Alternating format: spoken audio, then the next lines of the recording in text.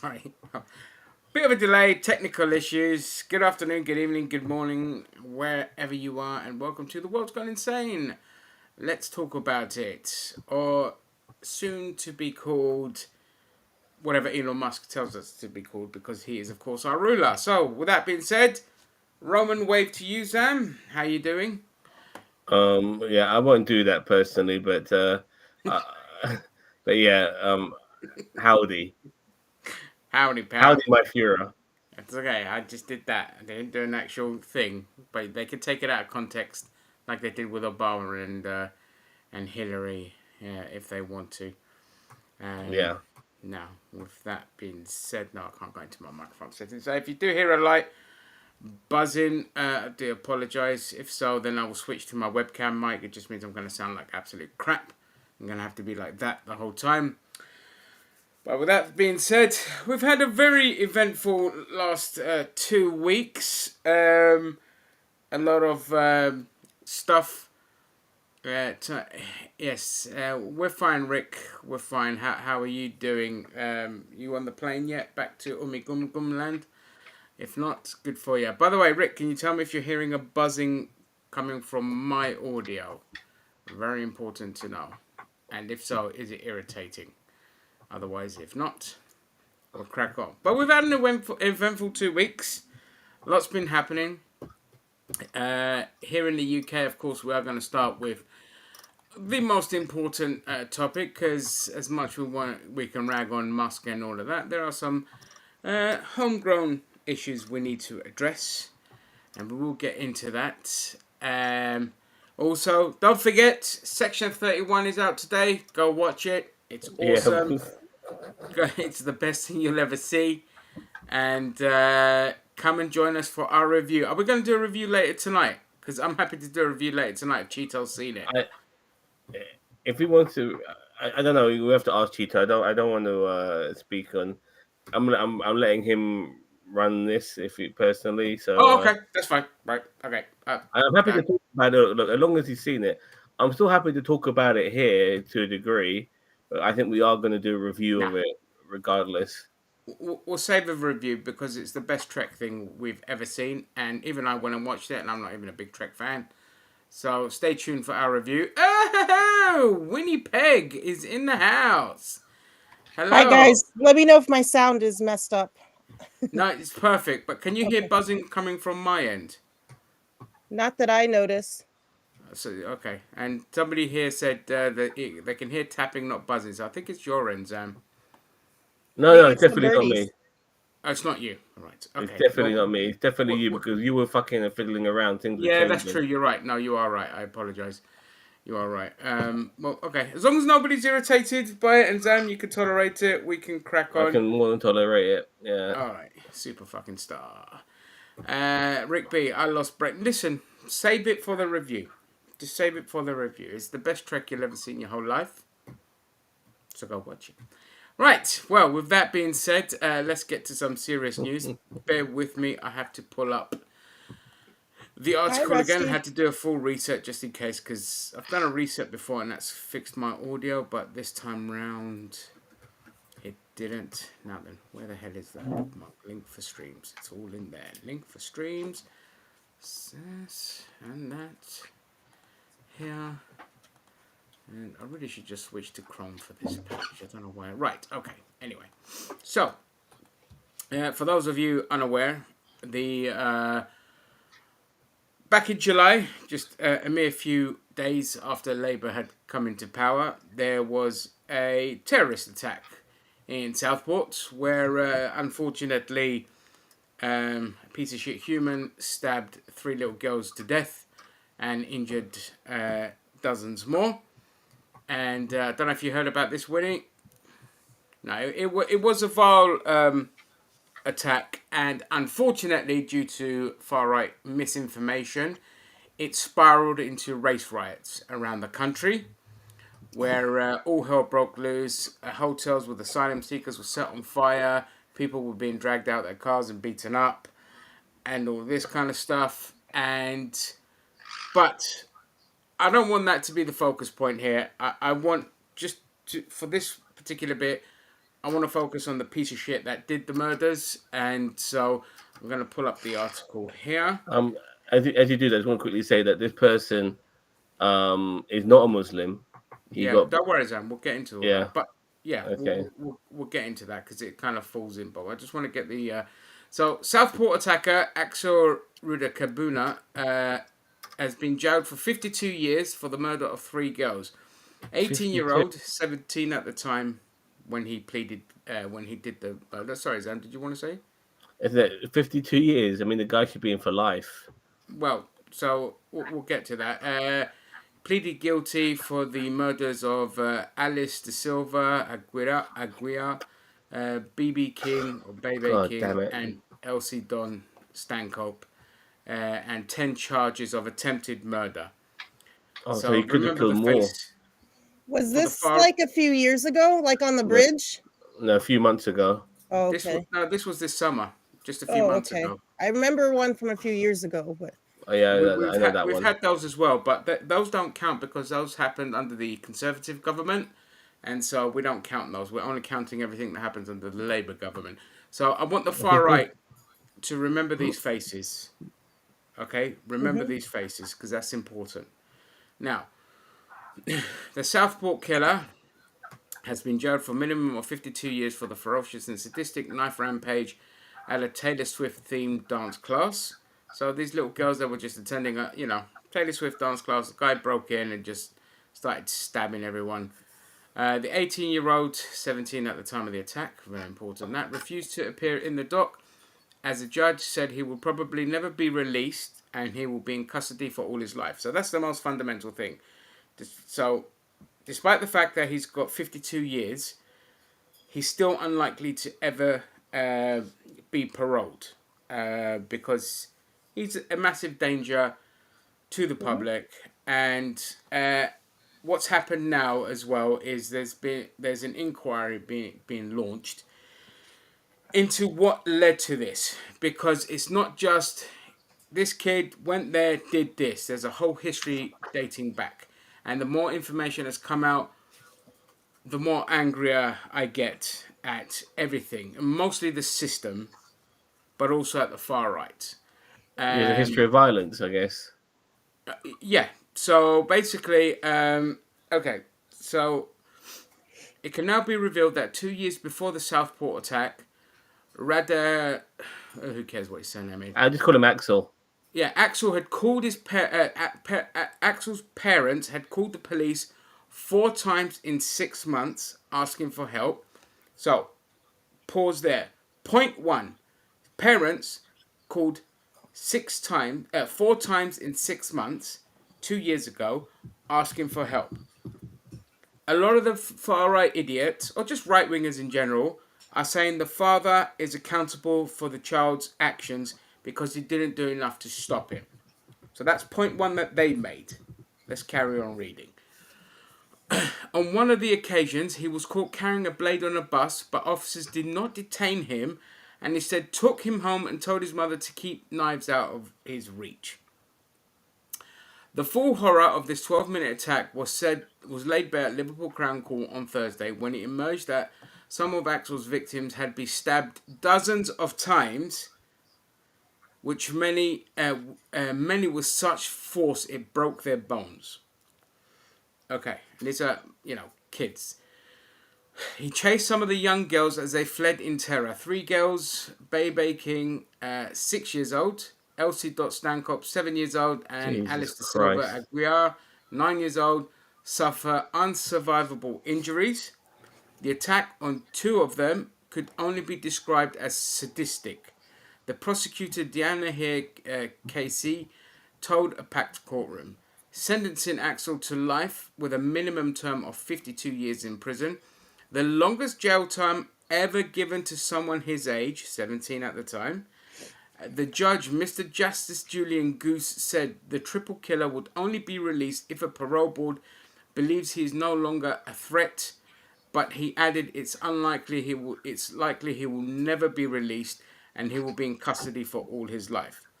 Another thing to remember, because the right-wingers are not talking about this part. They'd say, oh, only 52 years, what about life? Well, It's right there. Axel could not be sentenced to a whole life order, meaning he would never be released from prison because he was 9 days short of his 18th birthday. When he carried out the attack at Heartspace in Southport on the 29th of July of last year. The teenager, who was 17 when he carried out the attack, will be almost 70 before he's considered for his release. I mean, look, personally speaking, I hope he just doesn't survive in jail. That's all I'm saying. Child killers never do. No, they rarely do, you know. The sentencings were about 40 relatives of the victims were given, was twice loudly interrupted by the defendant pleading for medical assistance. My chest is hurting, I need to speak to a paramedic, he shouted, before interrupting the judge as he tried to proceed. Don't continue. Oh, diddums. In court, family members of the victims were in tears. The shocking attack was released. Let's see, okay, so yes, I'm not going to go through all of this. Just, I want to get to the key points. Okay, so the CCTV, police, copied. Okay, so this is one of the recorded CCTV footage. Police believe he may have copied the stabbing methods he used in the Southport attack from an Al Qaeda training manual. He admitted possession. He also believed to have used it to attempt to make ricin. A chemical weapons expert concluded that the ricin found in Axel's bedroom was actively poisonous, but there is no evidence it was ever used. He bought enough castor beans, the ingredient used to make the toxin, to produce 12,000 lethal inhalations had he completed the process of distilling it, the court was told. Okay, I mean, this part here, like, how the fuck do you not notice your kid making this kind of stuff? Like, where was he hiding that? A public inquiry would examine the missed opportunities to stop Axel, who was referred 3 times to prevent the government's anti-extremist program, which did not believe he posed a threat. So this is 3 times, and I believe this was between 2019 and 2021, that he was referred to, and they didn't see him as a threat. So that is the system there.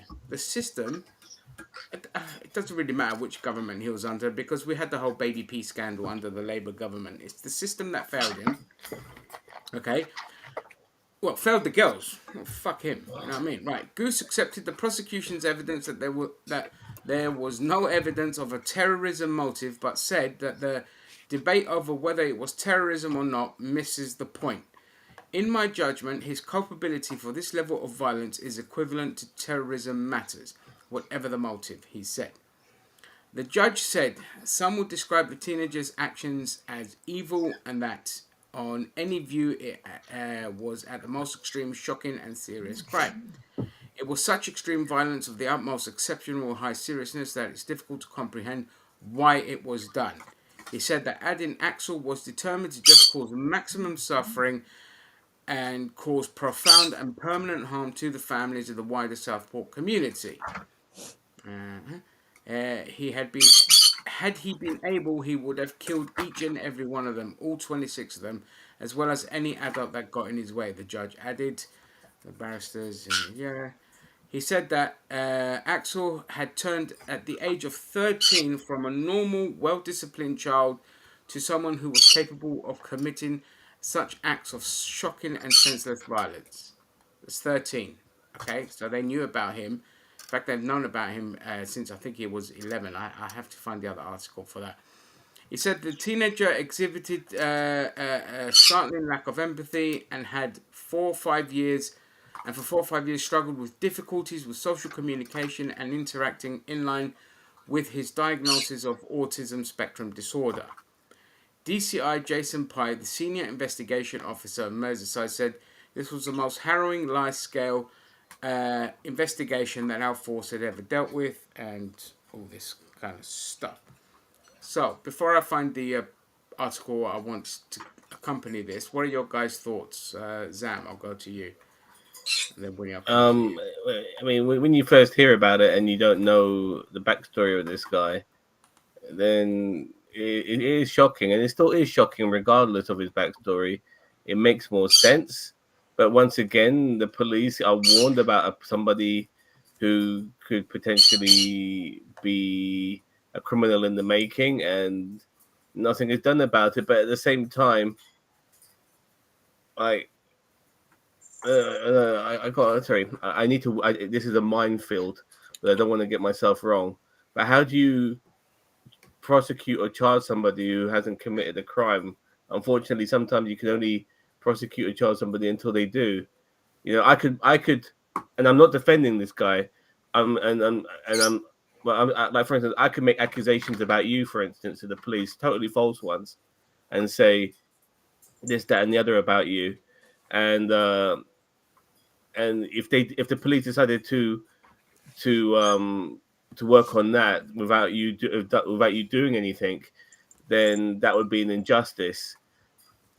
With this kid, obviously, he was a criminal in the making, but what do the police do until he does something? I mean, it's weird in a way. How do you stop somebody from potentially being a criminal until they've done the crime? I mean, they're innocent until then, unfortunately. You know, what do you do? And that's always been boggling my mind. I mean, how do you stop when women complain about some guy stalking them? You know, until unfortunately until they do something, nothing ever gets done. So what do you do? How do you stop it from happening in the first place? Because the person hasn't committed a crime yet, if you know what I mean. And if I'm wrong and I need to be corrected, please correct me and make me see the fucking light, because I need to on this. No, I mean, look, I get where you're coming from. However, there's a massive difference between just saying this guy's capable of doing something to when they're showing clear signs. I mean, the pendant for violence, the fact that he's had a knife on him, the fact that, you know, he tried to go to his own fucking school to carry out the similar attack. All right? Okay, look, he phoned Childline himself and said he was having thoughts of killing people.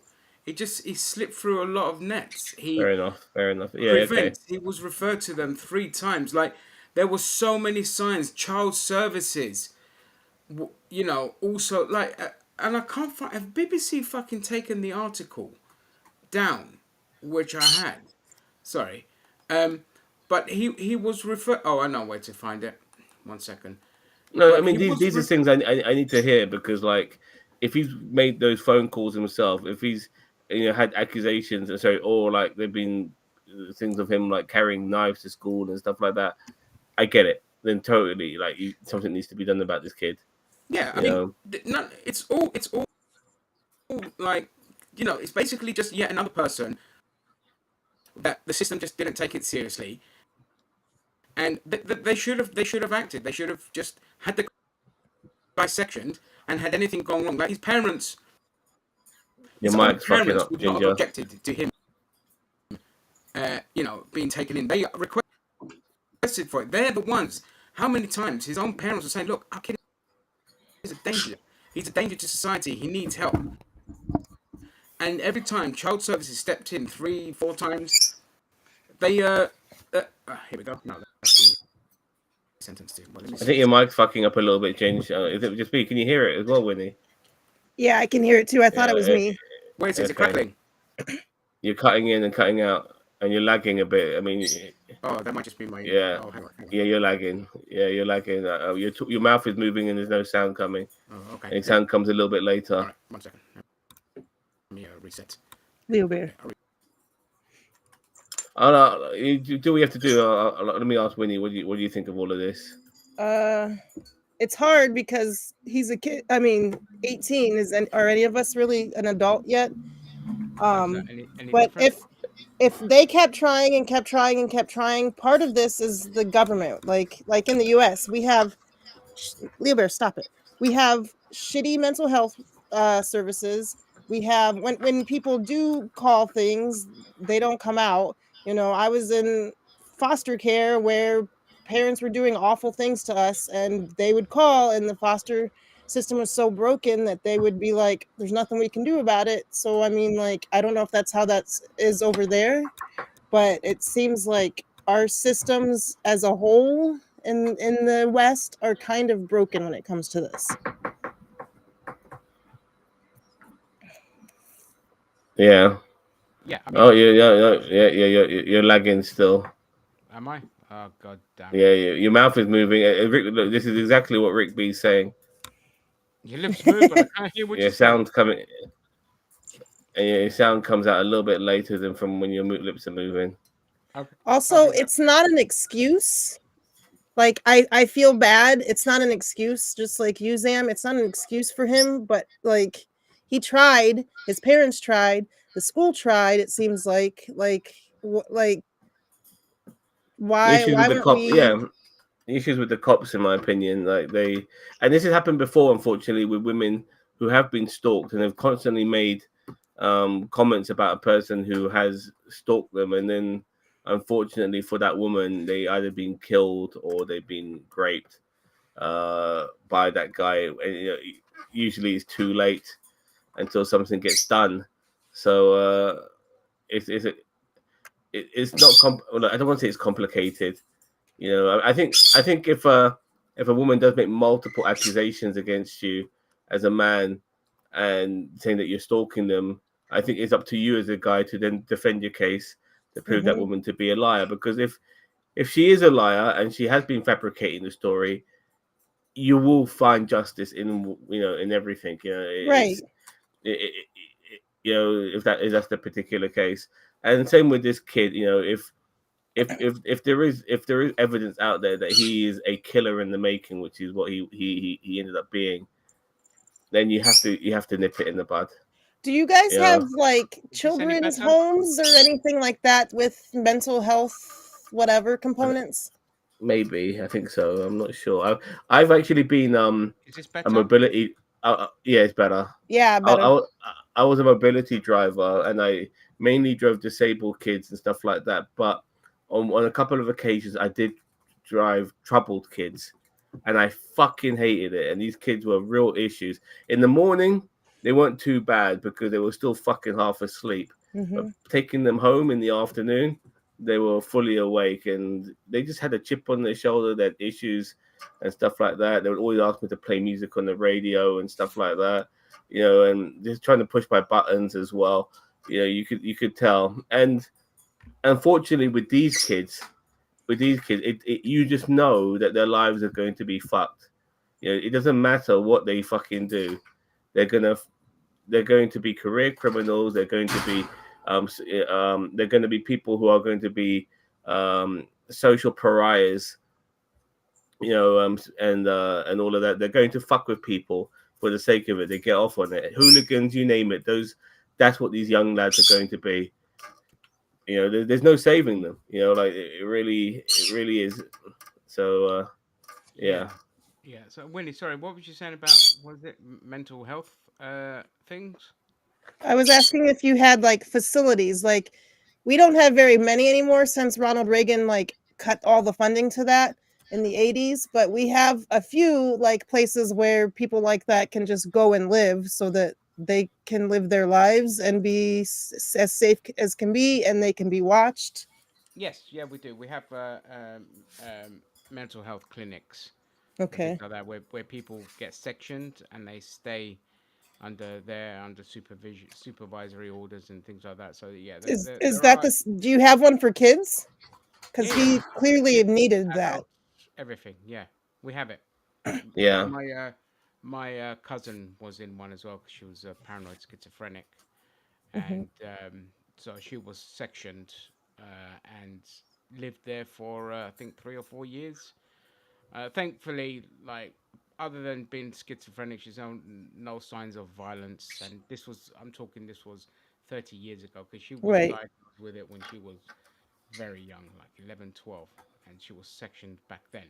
So yeah, they do have it because they've also said to me, look, if you need sectioning, because I've had mental health issues as well, we can put you in for a set period of time. Of course, the facilities could be better and all of that, but we do have them and they're free as well.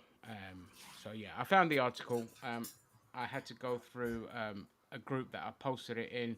Rick knows the group to find it because I can't find it on BBC's own bloody website. So That's really sad, Rickby. I live near Woolwich. We have had 2 stabbings this month. One, yeah, I saw those. bloody horrible.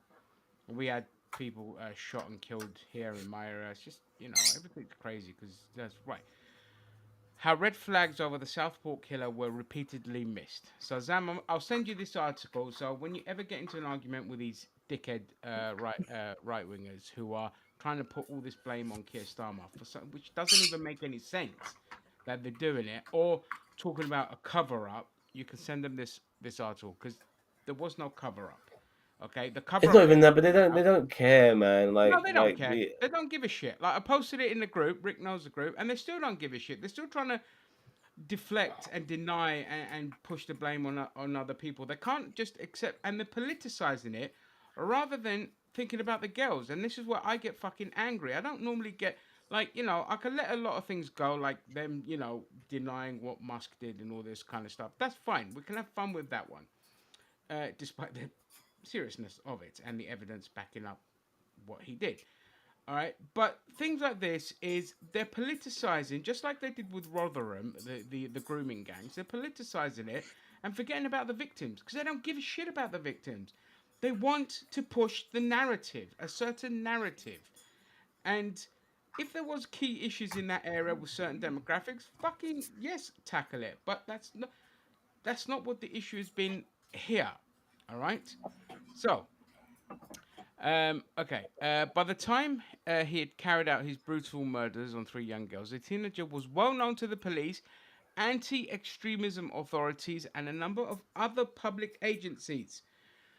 But despite repeated concerns about his taste for violence, there was only ever limited intervention. The government now says several opportunities were missed to stop him turning his dark obsession into reality. Uh, Keir Starmer said the state had failed him, and for once we agree. This is what is known. Why am I trying to look over my mic? Right. This is what is known about his journey to becoming a killer, and whether it could have been prevented. Early warning signs. The first serious signs of Axel was capable of inflicting harm. Take back to when he was in year 9. All right, year 9. That's about 12 years old, 11 years old. Okay. At the age of 11, he had appeared in a BBC Children in Need campaign video, which had been put forward by an acting casting agency. But over his adolescence, Axel began to exhibit anger issues and had a propensity for violence. When he was sentenced in January, his barrister could tell the court something changed at the age of 13. So when you hit puberty, something just drastically changed. Fellow pupils remember him being obsessed with figures such as Adolf Hitler and Genghis Khan. This is very important, okay? His time at Range High School ended in October 2019 when he took a knife, which he did not use, into the school. It would later emerge that he uh, it would later emerge that he told the Childline call center what he did. So he called them themselves. This is what Rick was referring to. Okay, that he did so because he had experienced racist bullying. He'd asked Childline, "What should I do if I want to kill somebody?" Axel was permanently expelled from the school after he admitted that he had brought a knife to school on about 10 occasions. So, obviously, there is a situation, if there was bullying involved, what did that do to his mental stability? But obviously, that's just a minor part. Like the kid clearly developed issues and was diagnosed to be on the spectrum. Not excusing it, I'm just saying it wouldn't have helped. 2 months after his expulsion, Axel reappeared at the school carrying a hockey stick, which he used to attack another child.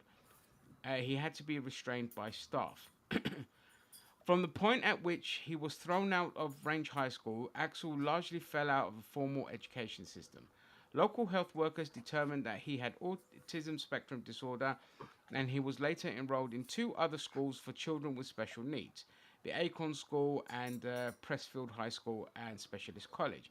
He attended sixth form at the latter only a few days and was largely dealt with by home visits.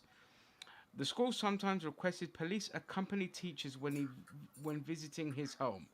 Such were the concerns about his violent behavior. So, right there, still in school, and teachers are requesting police escorts to visit the kid. Okay, and that's a major red flag right there. Lancaster Child Safeguarding Partnership said Axel failed to reintegrate into education after his exclusion from his original school, a situation exacerbated by the pandemic. His attendance, they said, was limited. At around the same time, it was noted that Axel was experiencing anxiety, which prevented him from leaving his home. So even more shit started occurring. On the radar, during the years in which he stopped attending the school, several local agencies had various levels of contact with Axel. After the knife and assault incidents at the school, he was convicted of 3 criminal offences, including assault and carrying a knife. He was referred to the Youth Justice Service for rehabilitation activities offered to young offenders who pleaded guilty to a first offence. We also know that the Lancashire Constabulary had several further interactions with the teenager between October 2019 and May 2022, including 4 calls from his home address, that's the parents, related to concerns about his behaviour. Details of those calls can now be reported. The first call from his parents was in November 2021 after Axel became disruptive when a stranger came to their door. They rang again a few weeks later after an argument broke out and Axel kicked his father and damaged his car. In March 2022, his mum rang the police after Axel to report Axel was missing. Officers later found him on a bus after the driver called 999 because he was refusing to pay. During his sentences, how found about the corner on the bus, he told them that he was carrying a knife and that he wanted to stab someone.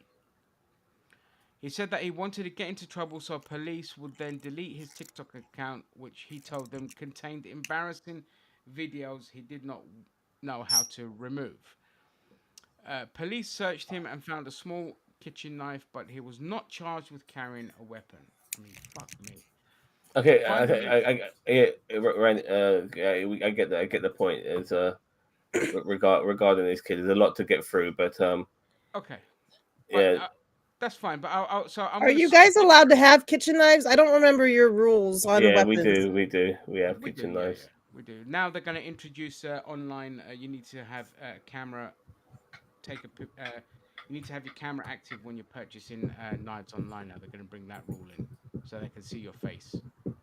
Whatever knife you Jeez. purchase. Yeah, that's how bad it is here. So I'm just gonna go to dark obsessions because this is the most important bit.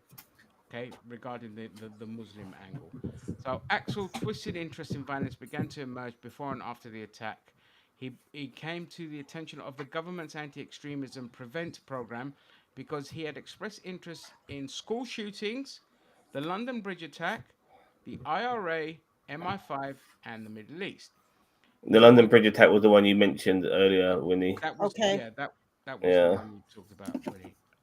He was referred to prevent 3 times between 2019 and 2021 over concerns about his interest in violence. Each time the concerns were raised from within his schools, including that he was using a school computer to research acts of violence. Details. In 2019, he was referred after making comments about a mass shooting. In 21, a fellow pupil raised concerns after he posted images of Colonel Gaddafi on Instagram. In 2021, a teacher raised concerns after noticing he was reading about the London Bridge attack, where 8 people were killed. The full scale of his obsession became clearer when his home and digital services were raided. So, this is his home or his room. Okay, police found devices contained images from conflicts in Gaza, Ukraine, Sudan, and Korea, as well as copious academic material relating to war and genocide. His history revealed an interest in Nazi Germany, ethnic violence in Somalia and Rwanda, and slavery. Detectives also found an American academic study of an Al Qaeda training document, which he had downloaded at least twice since 2021. Police say he used the techniques the manual to carry out his attack, and then the rest just goes into the details of the thing. So as you can see, it, he wasn't a Muslim first of all, which is the angle that the far right are trying to play. Not that it makes a difference, but it's just ammunition for them. Hmm. Okay. Uh, I'm sorry if my volume is low. I've had enough I've of hearing. I've, I've adjusted it. Oh, thank you, mate. Thank you very much. Um, the point is, he just had a general fetish for violence. Mhm. He had an interest in violence, and he was, yeah, from Hitler to Genghis Khan to Al Qaeda to everything. Yeah, ticking So time bomb. yeah, he was a ticking time bomb, and he fell through the cracks. The system failed him, but unfortunately, the right wing weaponized that to attack other immigrants around the country. Basically, anyone that didn't wasn't white around the country. And to this day, they won't read that. They won't register to them. They'll still think he's a Muslim, and they'll still say this, that, and the other. And I'm like, if the system's not there to prevent this kind of thing, just like MI5 or MI6, whatever, I can't always forget which, failed with the Libyan bombing. MI5. Eh? MI5 is MI5, it's in country. yes, MI5. I always get it confused. So MI5 with the Manchester Arena bombing, that was the one when he where with Ariana Grande had a concert and a guy walked in and blew himself up.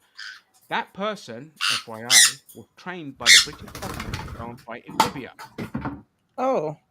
The far right and the right wings don't want you to know that. They don't want you to know that, but it's out there. You can find it for yourselves. Theresa May made sure to bury that information so people didn't find out. But when a random kid does an act of violence and kills little girls, just like little kids were killed at the Ariana Grande concert, they wanted to portray it like a Muslim had done it and it was a Muslim attack. And that sparked the riots. It's different if they just said, oh, the Muslim did it, he's a Muslim, and nothing came of that. They just thought it was a Muslim. But the fact that it sparked the race riots is where we are now. And this is why I absolutely fucking refuse for anyone to control the narrative outside of what the truth is. And that's my all on that situation. And it's fucking horrible. I mean, his kid's fucked up. Glad he's in jail and all of that. The aftermath is concerns me because that has a massive effect on the country. Yeah, because he's black and he has a exotic sounding surname. He was Muslim enough. He wasn't. The guy was a Mhm. Christian. But he was Muslim enough, and all of a sudden, the whole country was in disarray. Luckily, being in London, we never felt any of that because none of those fucking we have our extremists in London too, far right white Mhm. supremacist extremists, but they can't do shit in London. London is so multicultural, and then there's the white people in London who won't want that shit either. You Mhm. know, so but outside of London, where things are a little bit less diverse in certain rural areas, yeah, you saw it all come into play, and in certain neighborhoods where there are, which are a bit more diverse, they got smashed up to pieces. People are totally innocent from all of this, but because they had a bit of melanin in their skin, and not even just like we're talking people who are white as well who got affected by this. Like maybe Eastern Europeans and people who happen to just live in that neighborhood who happen to be white. They all got affected. Like their windows were smashed, their cars were smashed, and shops were raided. The very thing the far right like to complain about other people doing, they Yeah, do like Black themselves. Lives Matter did it. Yeah, and all of that. They're doing themselves, and That's normal. they are, and at the same time they are explaining it, and they have they find a reason to understand people's um problems and gripes and why they're doing it. I mean, they don't have that even regarding Black Lives Matter, everyone knows that those riots were infiltrated by the right wing Mhm. who wanted to start a fight to Absolutely.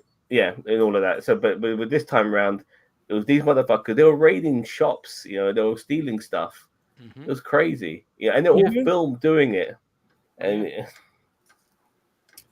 Yeah, it's yeah, this. yeah, It was the same here when for George Floyd, there was literal like random white people in like construction company, I guess, trucks that were dropping off bricks, yeah. like dropping off piles of bricks. Well, now why? For what reason?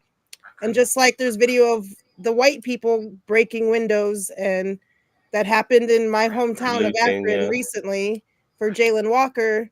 They white people went and busted a whole bunch of windows to try to blame us. who were There's doing the cops nothing or but something. sitting on the steps. There's the cops who do it as well, by the way. Like Mhm. they go undercover in these organizations and they start smashing up places too. So You can see there's plenty of video then of the crowd calling out, "He's a cop! He's a cop! He's a cop!" and the cop running away and all of that while he's caught trying to vandalize windows and things like that, and they're stopping the crowd are stopping them because they know optics is everything, unfortunately. And when you are against an establishment, what the hell? Sorry, I apologize. Mass stabbing is a problem in this country, dude. It's not an Islamic terrorist MO. You know, we have an issue with stabbings in this country, and it's to do with all demographics of people, mate. You know, it's well, not a yeah, I mean, Muslim MO. look, it's only because they can't get a hold of a gun. If they could get a hold of a gun, they'd do. Which Yeah, is that's what I was gonna say. the argument I have with Americans who like to mock us for having stabbings for a start. Per capita and basically the ratio. If America and England had the same ratio, America would still have more stabbings than us anyway, which is something I researched in. But regardless, if we did have guns in this country, well, that would make things a lot worse considering people are stabbing each other. Imagine if they got hold of a fucking gun. You know, Yeah, it'd that be kid would have far worse. got all 26 kids. Yeah, exactly. Just with a handgun, let alone a machine gun.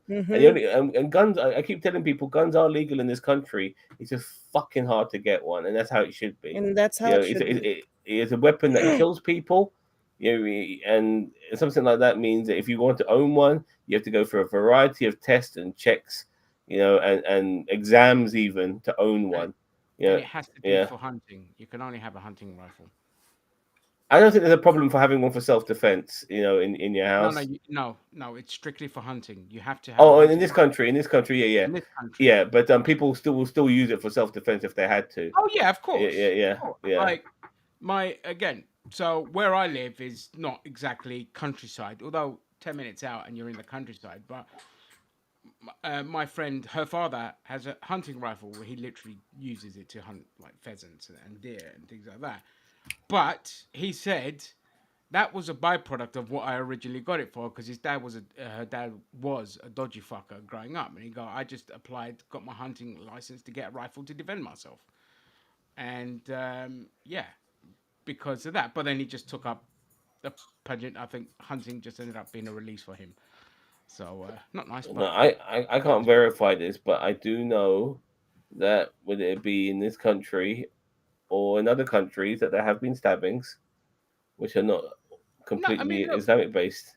he's Yeah, not. we're talking about gangs. Gangs are the issue, No, in no, my no. When opinion. there's been terrorist attacks in Europe, it's been done by NICE, but that's because they don't have access to a gun. So in Europe, you could argue yes, it's an MO. It's just a method of killing. It doesn't matter that it's a stabbing thing. So yeah, the kid, you know, clearly because the kid doesn't have an axe. But don't forget that kid. He saw the Islamic terrorist attacks that were stabbings, but he also looked at mass shootings in America as well because he had the fetish for And violence. And I'm not here to dispute. A method of violence is a method of violence, whether it be stabbings, whether it be guns. That's what they're going to use, and that's what a fundamentalist uses here and in the mainland. That's fine. They also use cars as well to run people over. Hmm. I just want to quickly interject because Sure. I think you're forgetting football hooliganism, which is still rampant in parts of Europe, dude, and they fucking stab each other. You know, they don't ramp. The stabbings is still a commonplace within hooliganism, and we're not talking not necessarily in this country, but definitely in Europe. The very Europe you like to justify Islam for doing all this shit. Yeah, So yeah, but also see now the thing that gets so for example here, so the riots were a symptom of the immigration problem, and I'll get to that point because again, that is just a tale as old as time about weaponizing immigration and asylum seekers to make paint them as the ones causing the problems. And sorry, Winnie, did you want to come in or you just? No, I'm good. Sorry. No, no, that's cool. That's cool. You carry on.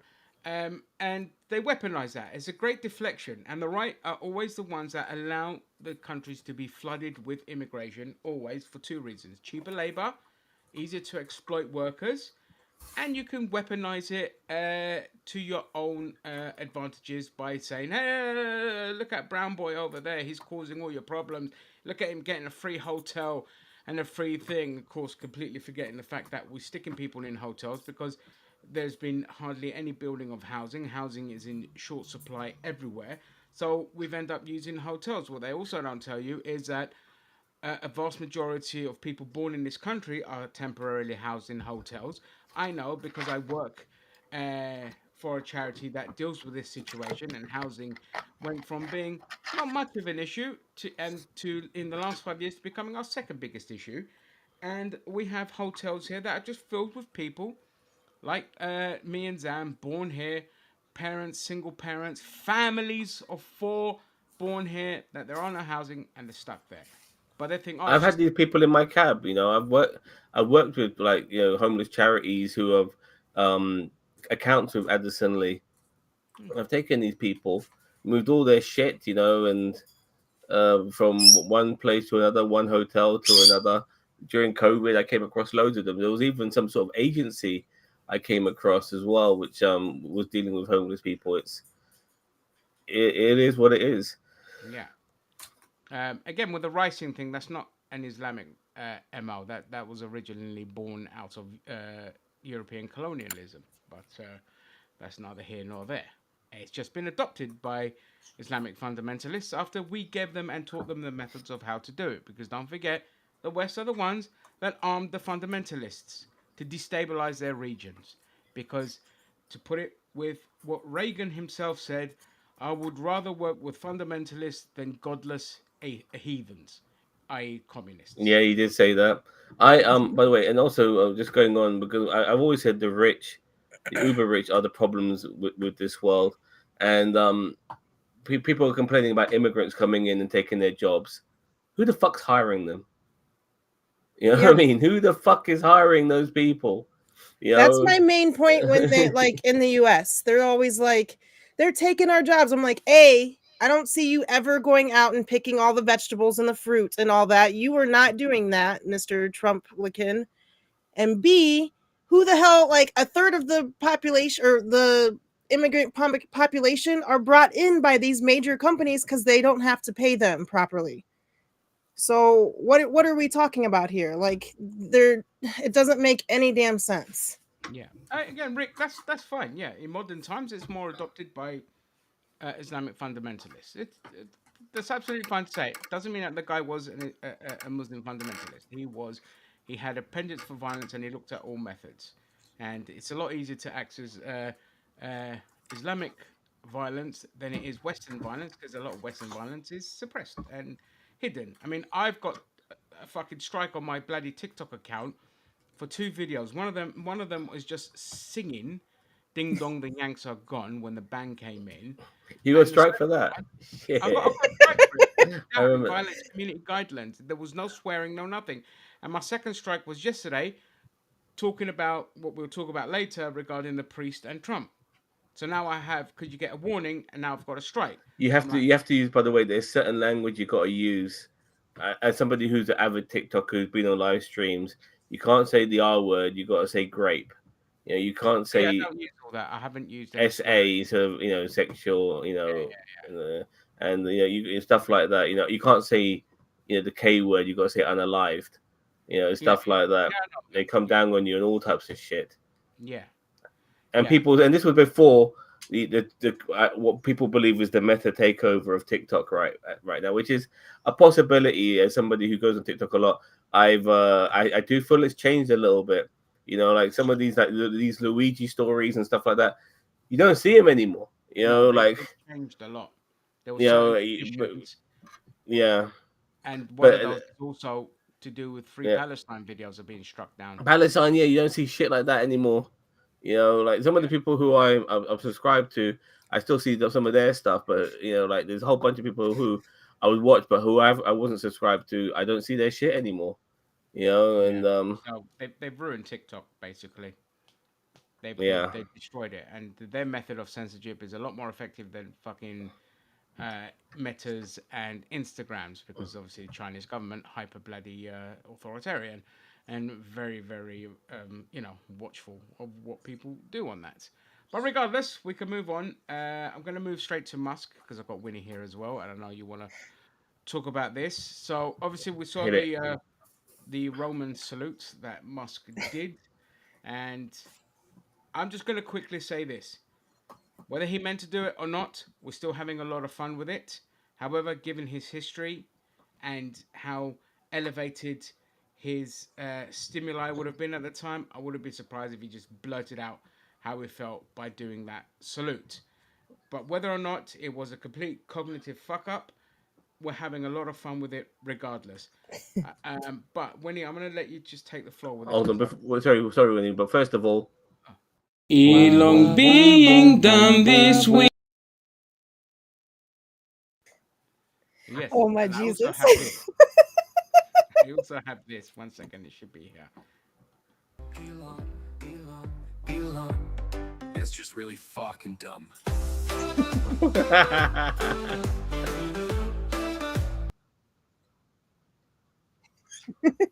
you go. That's Elon is always just fucking dumb.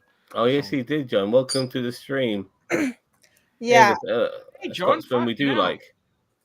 So it was that, and you can compare it to every Democrat that's ever done anything ever, but we need the full context. He stopped. They were using their hands to gesticulate and talk, like lots of people do, especially in front of people. like that and stuff like that. You Waving know, and they're stuff like that, talking. He stopped. Sorry, but he did. And he did it not once, but twice, full motions. But here's my problem with this, because I'm autistic, and this is what really made me mad. Sorry, I don't like to cuss, but like I really want to. They're saying that, oh, he has autism. He was stimming. Stimming is, I wish I had the video, him sitting in the crowd doing this because he's bored and he's trying to like listen, but he can't. I saw and that. You know, That's why people say he's an alien. Like me, I was like listening, but I was like doing this with my pen, or like I tap or whatever. That's stimming. And the other problem that I have with this is he's using the term that he has Asperger's. Asperger's comes from Dr. Hans Asperger from World War II, who was working with the Nazi government on kids with disabilities. So the reason we stopped using Asperger's, at least in America, I'm not sure about anywhere else, but is because Asperger's gives you this sense of, oh, they're better than you, and that's not necessarily the case. Autism is a spectrum, and I'm high functioning, but that doesn't mean I'm as high functioning as it can be, and that also doesn't mean I'm better than somebody that might be nonverbal or something. So we stopped using that completely. But Dr. Hans Asperger's believed in eugenics, and so they were doing all kinds of testing on children back then, and the people that were more high functioning got that diagnosis. So that's the main reason we don't use that anymore. We are on the spectrum. It's a whole spectrum. Your son is on the spectrum. He does not have Asperger's, because Asperger's relates to Nazism, and that is not okay. I was watching a couple of people delve into all of this, and yeah, you can. So I want to show this in a second. Let me just hide this. How do I hide this? How do I hide this?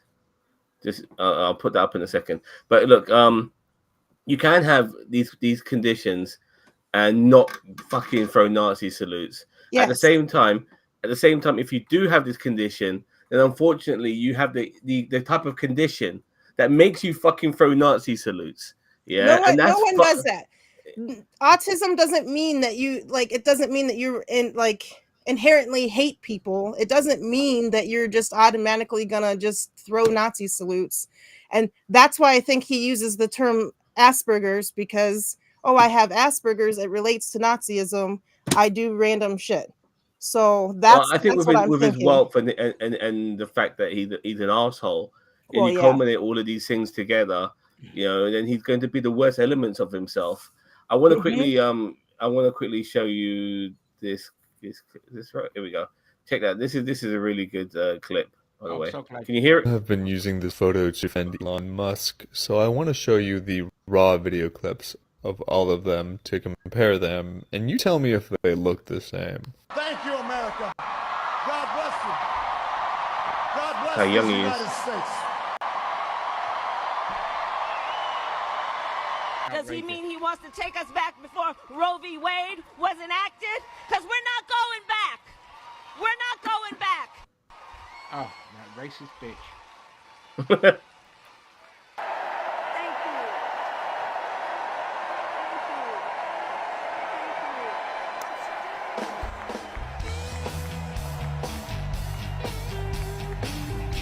Thank you.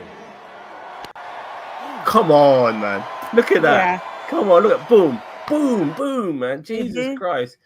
You know, like that there That- is no ifs or buts.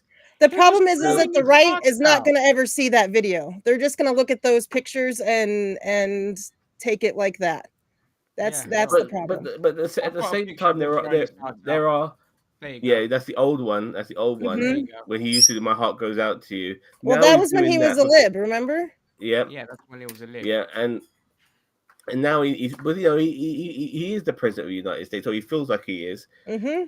You know, for a start, and at the same time, there is a huge white supremacist MAGA element that are loving this, Mhm. absolutely loving this. They're talking Yeah. about it. You know, they really feel emboldened about it.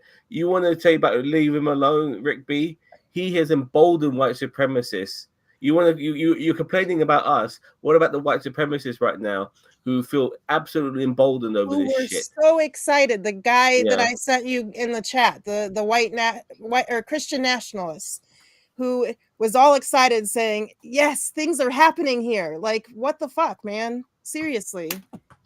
Oh, yeah, but you know, we're reading too much into it. Like we're reading too much into the fact that his grandparents were part of the Canadian Nazi Yeah. Party. His own father said that, in by the way, the about his maternal 60s. grandparents. Okay. Mhm. Who went to South Africa when apartheid was introduced because they fucking loved the idea of apartheid. Rick B, did And you then- even watch the video? Because I feel like you didn't. Who? Rick Oh, B Rick. saying they're No, all no, doing it he'll except you. ignore all that. Rick B is called the pick me for a reason. Yeah, yeah. And also, okay, so you can say, yeah, but that was his grandparents. You can't align it to what happened there. I was like, okay, fair enough. Fair enough. Well, there's the tweets of him being in full support of Tommy Robinson, another far right Yep. fascist, Yep. and wanting his release from prison, and wanted to depose Keir Starmer and put Nigel Farage in, only to then tell Farage to go fuck himself and we need a new leader because Farage doesn't endorse Tommy Robinson. Oh, and there is also his love for the far right Argentinian president and the AFD, an out and out In Germany. Nazi party in Germany. Yeah. Explain that So- one, Rick B.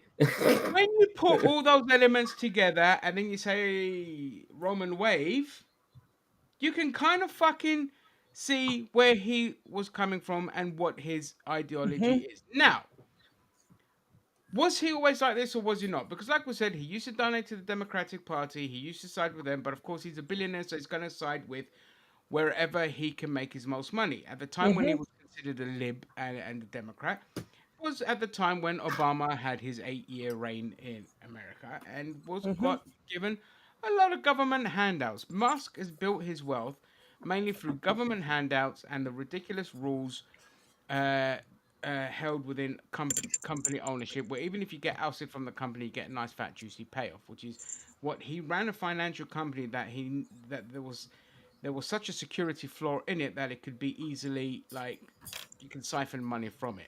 And he nearly ran the company to the ground. He was ousted from that company, still got $100 million payoff.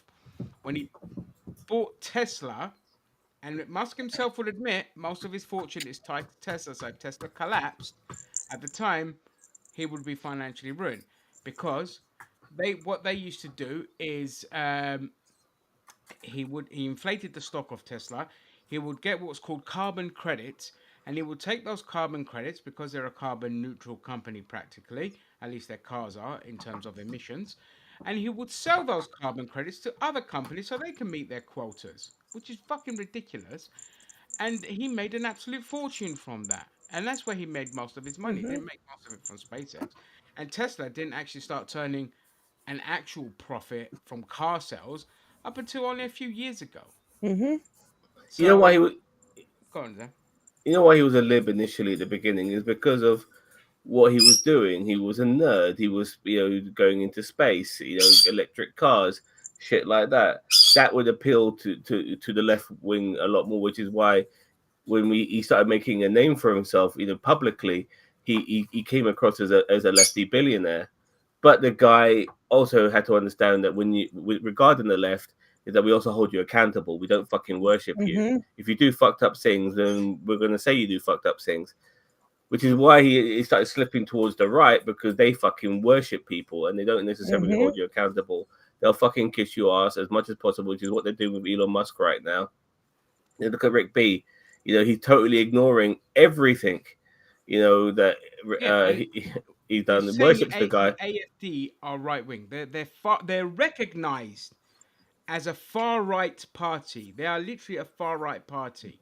They have fucking posters of a family doing like it's blatant Nazi salutes, but it's one family facing another, so it just looks like they're doing a home, but Thank it's a you. blatant fucking Nazi salute. All right, they they are like anyway. We've seen their rallies, we've seen the people with their gatherings and all the salutes and all the shit. They're far right party. Now, one of my key areas that I wanted to talk about regarding this, okay, because I know we have had this argument, 'cause, like, Willie, you made your points about stimming and all this kind of stuff, but there's also people that are trying to deflect from the fact that he's on the spectrum. Even though, look, people, again, I've worked in the field for 8 years. I was, you know, in the trenches, so to speak. We learned a lot of behavioral psychology stuff. We learned a lot of understanding mannerisms and early signs within children and all this kind of. Even though I worked with adults, there was still this stuff because you have to learn a lot of stuff when you're working in the field, and you learn a lot of stuff, and you take a general interest to it. But regardless of that, self-diagnosis aside, a lot of people could tell from Oh, how he's he backstage. talks, how his his lack of understanding social cues, a lot of things. There's a lot of things there. Oh, hey, serious, welcome.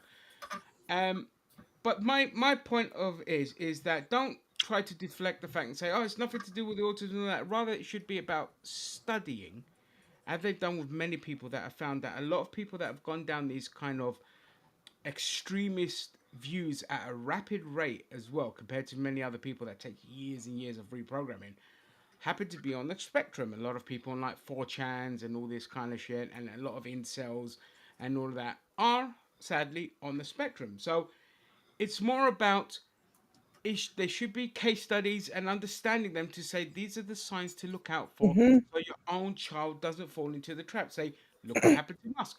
Within a few years of him buying Twitter, he's gone down a completely fucking insane route and all this. So it's more about preventative measures and using these as examples rather than just trying to do the lefty thing of no, don't do that. He's just this and Berry, forget this. And people feeling uncomfortable about talking about it. You have to talk about it. You have to be real about that I situation. think, in my experience, because I'm going to say this and you guys are all going to be shocked. In 2016, I was a Bernie Sanders fan. The Democrats stole that. No, that's not the shocking part.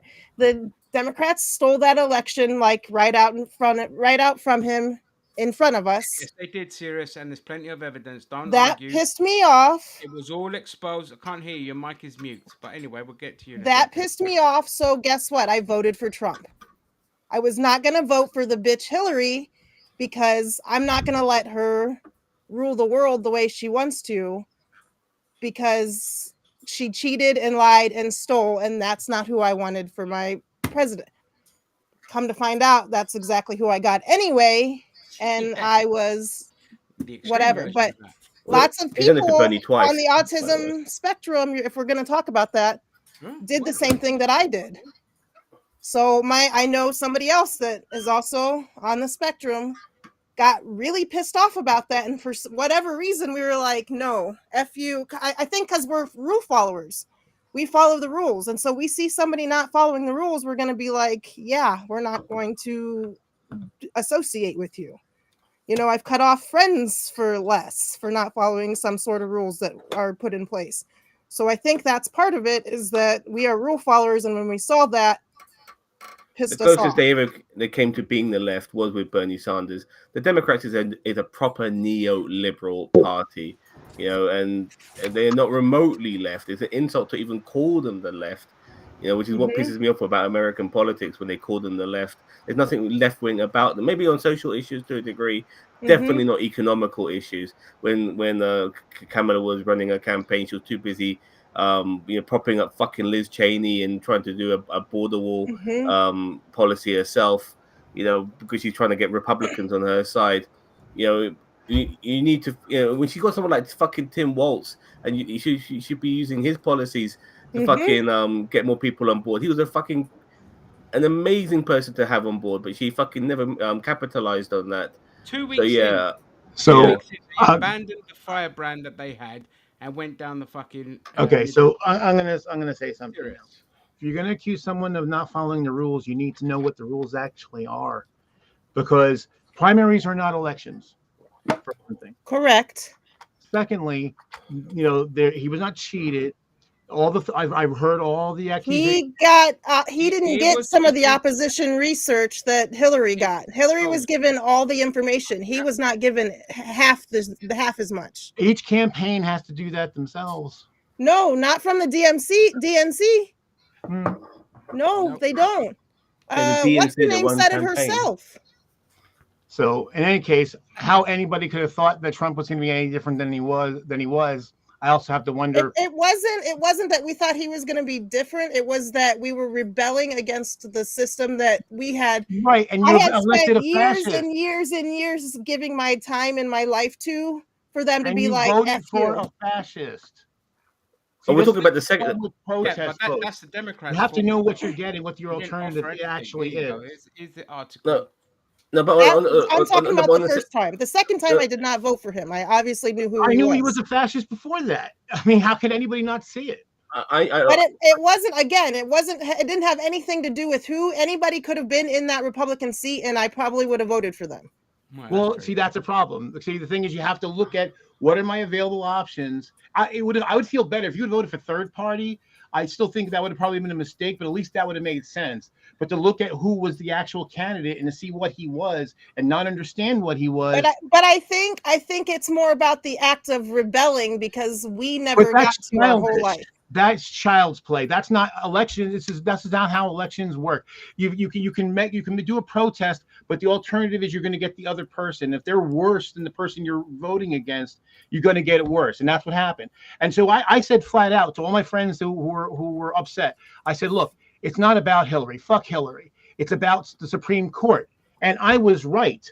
Because I remember telling Shayra, we had Ruth Bader Ginsburg, who was, in her 80s, a cancer patient. I'm like, you're depending on a cancer patient to survive the next 4 years. That's not smart. Maybe she will, and she almost made it, but that's not smart to pin your hopes on that. So I never cared. I mean, basically, I'm like, okay, these two are, if you don't like Hillary, again, I was not like, oh, Hillary's the greatest thing. The thing is, like, I said this to somebody who asked me a while back, like, why do black people tend to vote Democrat and not Republican, whereas we used to, like prior to the 60s, we used to all the time. And I said, it's not that the Democrats are saviors. They're not. Of course not. But as I look at who's going to hurt me more, and I try to vote to stop that, because, as much as it sucks to vote for, lesser of two evils, the alternative is more evil. So now, as far as Musk goes, all the people trying to defend him, I really put it down to this. I saw a great video. I forget who made it, but it was basically showing all the neo-Nazi groups in the United States who are like, hey, he's signaling to us. So if the Nazis think that he's on their side, that tells you everything you need to know. Exactly. Yep. Yeah. And the whole excuse of trying to blame it on people on the spectrum, that really, I mean, I'm not on the spectrum as far as I know, although I have reason to think I should get checked out just in case. But the thing is to blame that, it's such horse shit. Yes. And it's like, because there's lots of people on the spectrum who didn't say, a fascist, I should vote for that guy. You know, I just want to quickly add, look, what the thing is with the Democrats, they always fucking fail to learn is that you have to inspire people to vote for you as the Democrats. The Republicans, they're a cult of personality. You know, they have the orange dickhead coming up saying all manners of things. They're going to vote for him where they fucking love him. You know, he's racist and all of that shit.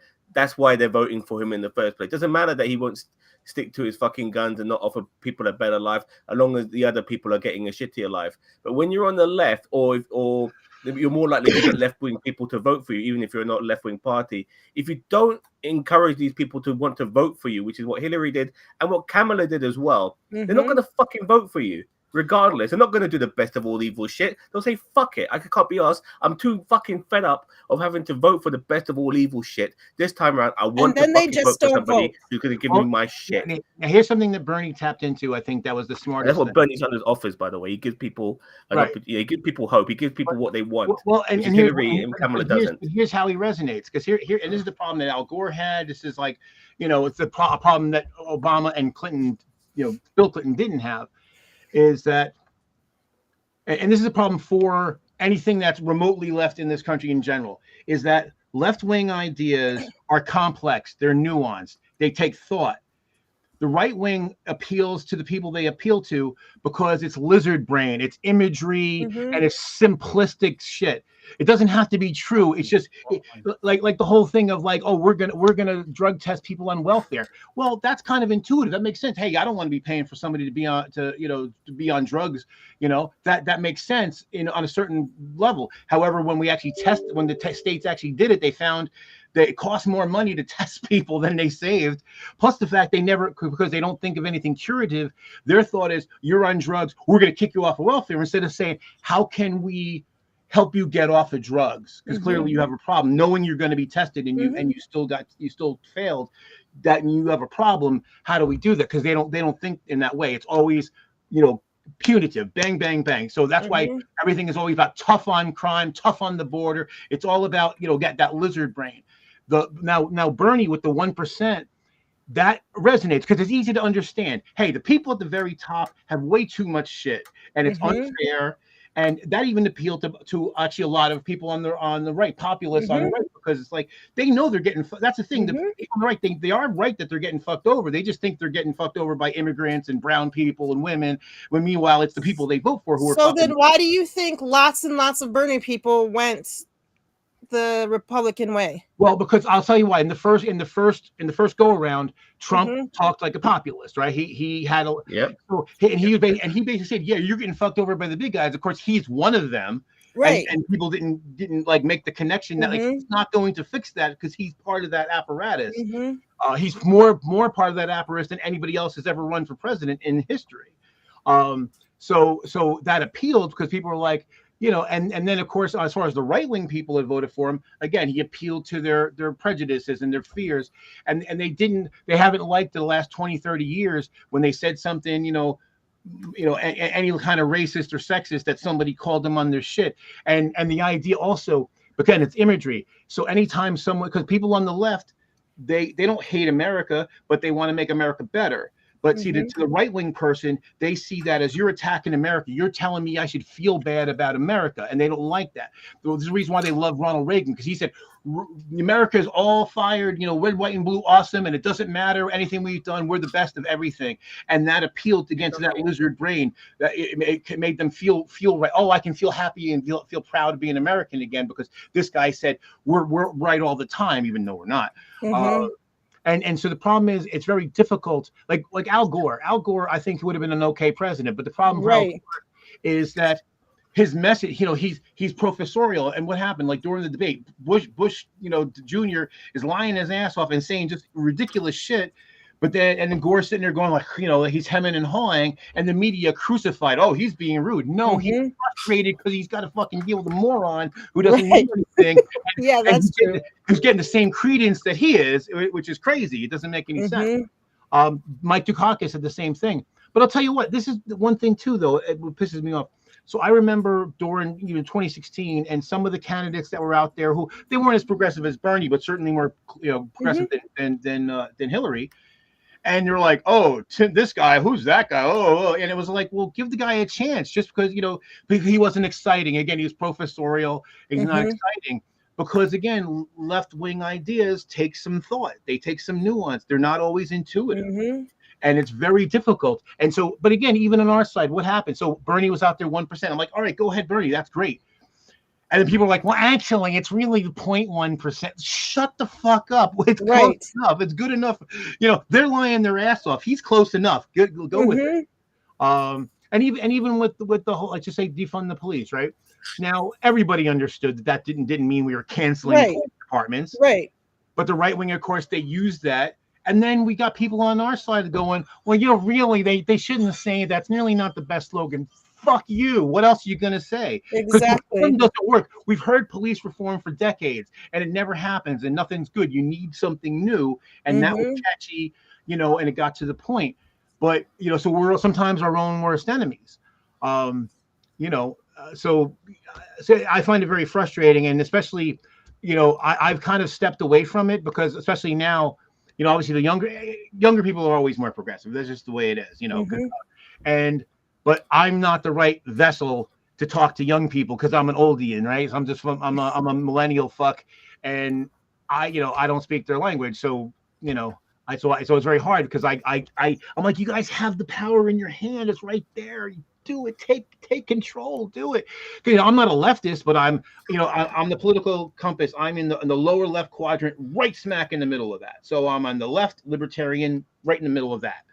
So, but I'm the way I'm looking at it is, hey, even some leftist ideas that I think may be a little too much, I'm willing to go for it, give it a shot, because I better, I think to fucking lose by exactly, because I know what we're doing now and working. Because we've been living under for 45 years now. We've been living under the neoliberal fucking bubble, and nothing has worked. Everything's gotten worse for us, but not for the rich. They're fucking loving it. They love this system. They have it all, and just a few things there. So you hit the nail on the head. Trump in 2016 ran on fake populism. He had the same talking points. Drain the swamp. Doing interviews about Medicare for all. Okay, he's done it all. And guess who else used the same tactics to rise to power? Mussolini and Hitler did it. That's why the Nazis had socialist in their name, because socialism and communism were very, very popular in Europe at the time. And so a lot of people capitalized on that. In the UK, communism had become such a threat that that's how we ended up with the NHS, with social housing, with better workers' rights, with more bank holidays, and just an overhaul of the system. Because whilst America and Britain and France were murdering communists all over the world, including Greece, and installing dictators, so it was very close to home. Spain was the same. That was very fucking close to home. That's literally just beneath us. Okay, so while they were doing that, propping up dictators to crush the communist movement over here, and even in the States, they were giving you policies to kind of stave you off, to the point where it got, okay, the damage has been done. We've weakened the left-wing movements. Now we could just go whole ham and enter the neoliberal period, which is what we've been living in now.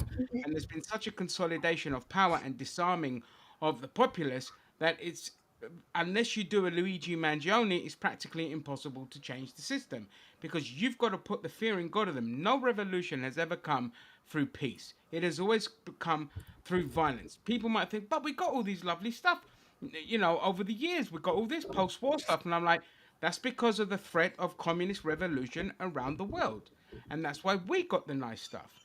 And that's just how it is. But now it's been so disarmed and destroyed that the oligarchs now fucking run the roost, and we've gone straight back into fascism because and at least in the U.S. there's, sorry, go on, Sirius. Yeah, there's something even that's happened here that's very insidious, that's specific to the United States. So, okay, John, thanks for coming by. Yeah. So obviously we have a market economy. Europe has a market economy. But obviously Europeans are certainly more to the left than anything in the U.S. Right? Now the thing is, though, is that we've gotten so convinced here that anything remotely left is terrible. Like they'll talk about stuff that our European allies have, as though that's going to lead us to like dictatorship. I'm like, well, is Germany a dictatorship? Is England a dictatorship? Like all this, but here's the worst of it though. There's two things that the I'll say the biggest fans, the proponents of American, it's really corporatism. What we have, it's way beyond capitalism. This is corporatism. Is that, and this is actually what's causing the pro-socialist movement here in the U.S. happen. And it's kind of funny because this is actually caused by the pro-capitalists, is that they've basically tried to convince everybody for 40 years that the way it's practiced here is the way it has to be. But of course, again, we see, market economies in Europe that don't work that way, that they're more progressive and they have progressive policies and they have controls and to keep things in check, certainly better than we do. So basically you tell people that, well, capitalism has to be this harsh, heartless way that we do it. So then people say, well, if I don't want that, then I have to go to the alternative system because I see no way out of it because you've told me that this has to be this way. So they're basically feeding their own demise by convincing people that the bullshit that they pull that doesn't actually have to happen has to happen. And then even to the point like I've got, I'm a business owner, as some of you know. So I came up with a and I'm not a conservative, but I came up with a conservative case in favor of a universal healthcare system because I'm a small business. I'm not legally required to have healthcare. Yeah. But because if I want to be able to recruit anybody worth a damn, I need to offer it, right? Because otherwise, who's going to come to a shit company with no healthcare plan? So I offer it, but that means now I have regulatory costs to deal with because if I don't do it right, if I don't follow the law, if I don't follow the rules, I can get fined out of existence. I can get sued out of existence. And since I'm an LLC, suing me out of existence would mean they could take my house. So it's like major peril for me if I fuck it up. On top of that, because just to pause there. That's exactly what Trump said. The same fucking reason. He says, I would prefer people have Medicare for all or universal health care because it doesn't cost me money. Right. That was his reasoning for it. Because it costs the corporation less money. That's right. Now, also the fact that since I'm a small company and your rates are based on the size of your group because it's based on risk pools, I pay a higher rate for my employees than my larger competitors do. So a small company, I'm at a competitive disadvantage. And one of the things, though, as a small company, you pay more if you have less. Yep. Right. If you have fewer employees, because it's all based on a risk pool. If you got 5 people in your risk pool, they're going to charge you more per person because if one person gets like deathly ill where they got cancer and they have $2 million in expenses, that's going to drain, that they'll lose money. So they have to charge everybody extra money. But if I have 100 employees, they can spread the risk out because the chances of everybody, 20% of my workforce getting cancer, if I got 100 people, is pretty low. So I'm a disadvantage there. As a small business, you generally have to charge less than the bigger companies because that's one of the things you're offering. Like, hey, well, we're smaller, but hey, we're cheaper too. So I charge my customers less. I pay more, and then I've got a proportionally higher regulatory burden because if I got to my company's like 9 people. If I got to devote one person to keeping up on the regulatory shit, that's a big percentage of my workforce. Whereas if I got 100 employees, I got maybe 2 people doing it, and that's 2% of my workforce versus 13, 12%, or 11%. So it's it would be much better for me. And plus the fact that, hey, I'm an engineer. I know nothing about, I'm not a healthcare person. I'm not an expert in any way, shape, or form. So it would be better for me to just pay a tax bill and then be completely out of it. And then all I have to compete on with my larger competitors is price and service. And as far as recruitment, it's all about work, salary, work-life balance, and benefits and stuff like that, and other benefits. So it's all about stuff, tangible stuff that I have some direct input on. Why should I be involved with my employees' healthcare as to whether they can get a plan that lets them have abortion or not, or whatever? I shouldn't be involved in that. Yeah, because we're going on a bit here. I just want to quickly get back to the Democrats, actually. Oh, yeah, Zam. Look, for a start, when they got back in power in 2020, one of the things they did, as well as obviously be lucky that Trump was such a fucking dickhead and COVID had fallen on Earth and he wasn't able to handle it, is that they offered free vaccinations to the whole country. That was about as socialist as you can fucking get. It was very left wing. And whether the Democrats like it or not, they have to be a proper left wing party now. They can't, be called the left by the right, even though they're centre right themselves. They have to appeal to left wing voters because that's the only way they're going to get. You can't appeal to the right. They're always going to vote for Donald Trump and his successors now, which will probably be his children in the future. So if you want to get people to vote for you, you have to be appealing to them, offer policies like healthcare, paid family leave, all this fucking shit, because that's what people really want in this day and age. But we fucking work to death. But whether they do that or not, whether they'll learn from that or not, I'm not so sure, because it seems the Democrats are so fucking stupid that they never learn. I mean, Well, they don't look at like I said, look at Kamala's campaign, look at Hillary's campaign. You know what I mean? They were atrocious. So there's also the issue of what your donors want. So if you derail your entire campaign, it doesn't matter because your donors are going to win anyway. So maybe there's the issue that don't offer the public much. Just give them sprinkles of hope. Of course, empty platitudes and cliches of woke messaging doesn't fucking work anymore.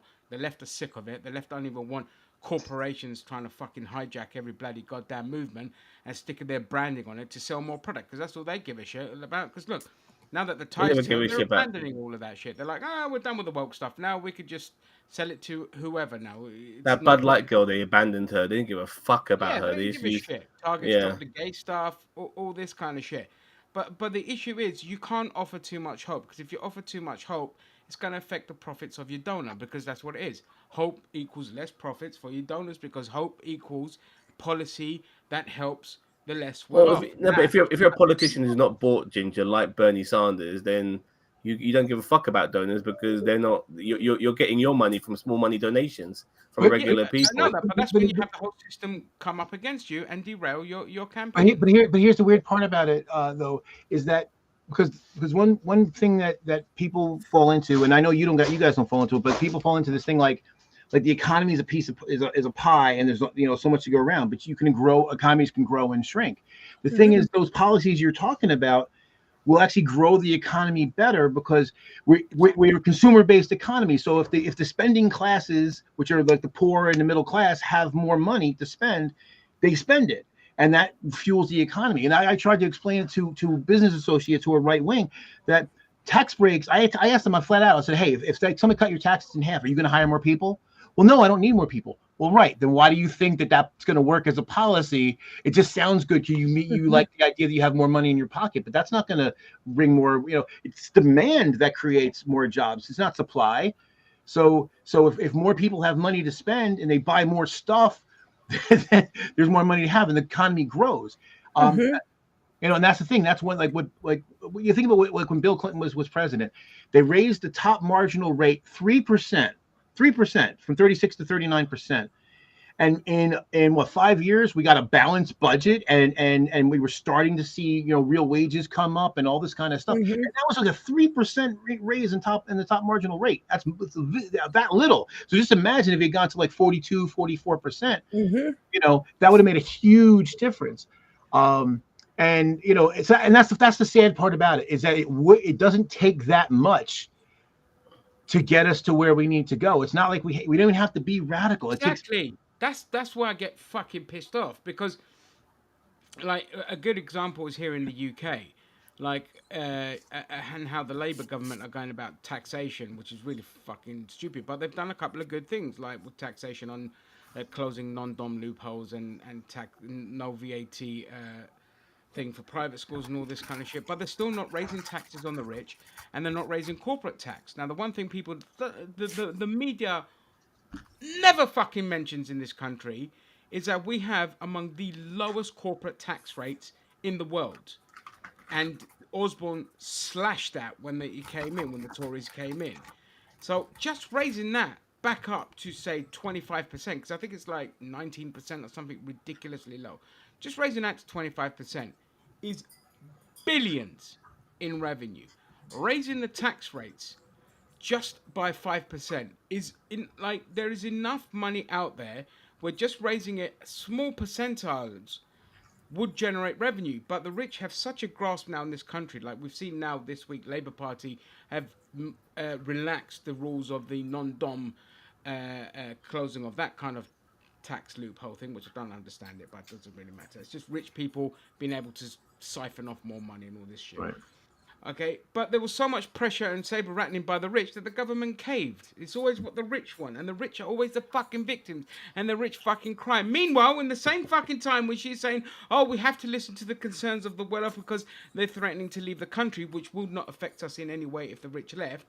And in the same cheek, they're going, no. But guess what? We're going to fuck the disabled people up. We're going to cut their benefits. And we're going to fucking beat them till there's nothing left. Because there's nothing left. Because they have no power. That's why they're easy to beat up because they have no power. Yeah, And like so the it's easy to homeless. sit and go, look how cruel we are. Look how fucking cruel we are. We're going to fuck everything up. I get really pissed off with this. Well, Because I got caught in the fucking system. They left me out to fucking rot. And it's not enough. It's never enough. Yeah. They more cruelty, more sadistic politics, because it appeases the fucking rich. well, the worst of it is this idea that the rich are going to leave. It's such horseshit. They're not going to leave. Like we hear the same bullshit here. They're not going to leave the biggest markets on the fucking planet where all the money is. You know, that'd be crazy. You know, they're not going to do that. I mean, yeah, they leave in the they you know, we've had a record number of millionaires leave, but they left under the Tories as well, Right. because of Brexit. Right. That's what caused them mostly to leave. Right. Okay, because it affected, but they're allowed to take their money with them and still influence our politics and donate to our politicians. Now, my thing would be, you have enough money to survive outside of the country, so ergo, the minute you say you're declaring you're leaving, we're going to seize your assets. You can't take it with you. You can go. You can take your personal savings, but you can't take your corporate profits with you, and you lose access to your own company, because we know your intention is you're still going to try and influence politics from abroad and hoard the wealth out of the country. That's against Well, their shit. and you guys have the same problem we have, and that's this idea that, well, I'm going to base my company in the Cayman Islands so I don't pay U.S. taxes, even though I'm doing business in the U.S. That's crazy. Because here's the thing, and you show how it's a multi-tiered system. I have a business, so we're registered in New Jersey and New York, so we do business in New York State. Well, so I'm doing business in New York, even though I'm a New Jersey company, I still have to pay New York sales tax on business I do in New York State. But if I was some big fucking corporation, I could be like, hey, I'm in the Caymans. I don't have to pay either of you guys, you know. And it's crazy. Why? I don't know why we let them get away with that. And I remember seeing this, and it's called like the Irish loophole, because they do the same thing like companies based in Ireland. But it's basically, you know, if you just move your headquarters, and in the headquarters it could be a room with a desk and a phone, and nobody's actually there, but they get to basically not pay any taxes. And it's like Amazon pays less in federal taxes than I do. Yep. Now, how fucked up is that? Just on that, Winnie, I'll come to you next. I'll just quickly. So, Zam, that's what Tesco did as well. So, there was a report on Panorama back at the height of Tesco, where every for every £8 spent in this country, £1 of it was spent at Tesco's. Okay. Wow. And at that height, they made 8 billion profit a year. How much tax did they pay? Only 50 million. Damn. On 8 billion. So, Winnie, I'll come to you. Then, Zam, I'll go to you. Yeah. I'm just gonna say, like, I don't even know. I was part of the Occupy Wall Street movement back in whatever that was. 2011.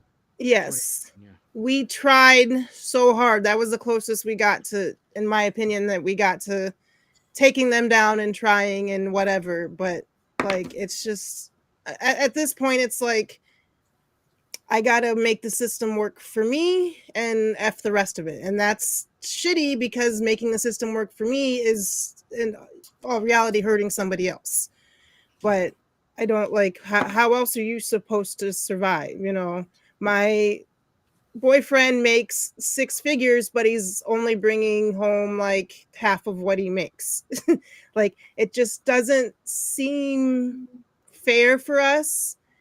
I don't think the left is helping us any. Obviously the right is not helping us. I just at this point in time, I'm feeling kind of just lost. Like, I don't know what to do. Like, they're signing bills against, like, poor Ginger, against people with disabilities, and I have a disability, and like, so I'm not like, I feel stuck and lost, and I don't feel like the left is helping me, and the right is making things worse. So, So I think the thing is, Sorry, serious. okay. 1 second. Sam, you got anything you wanna? So don't want anyone. Sorry, say again. You got anything to say?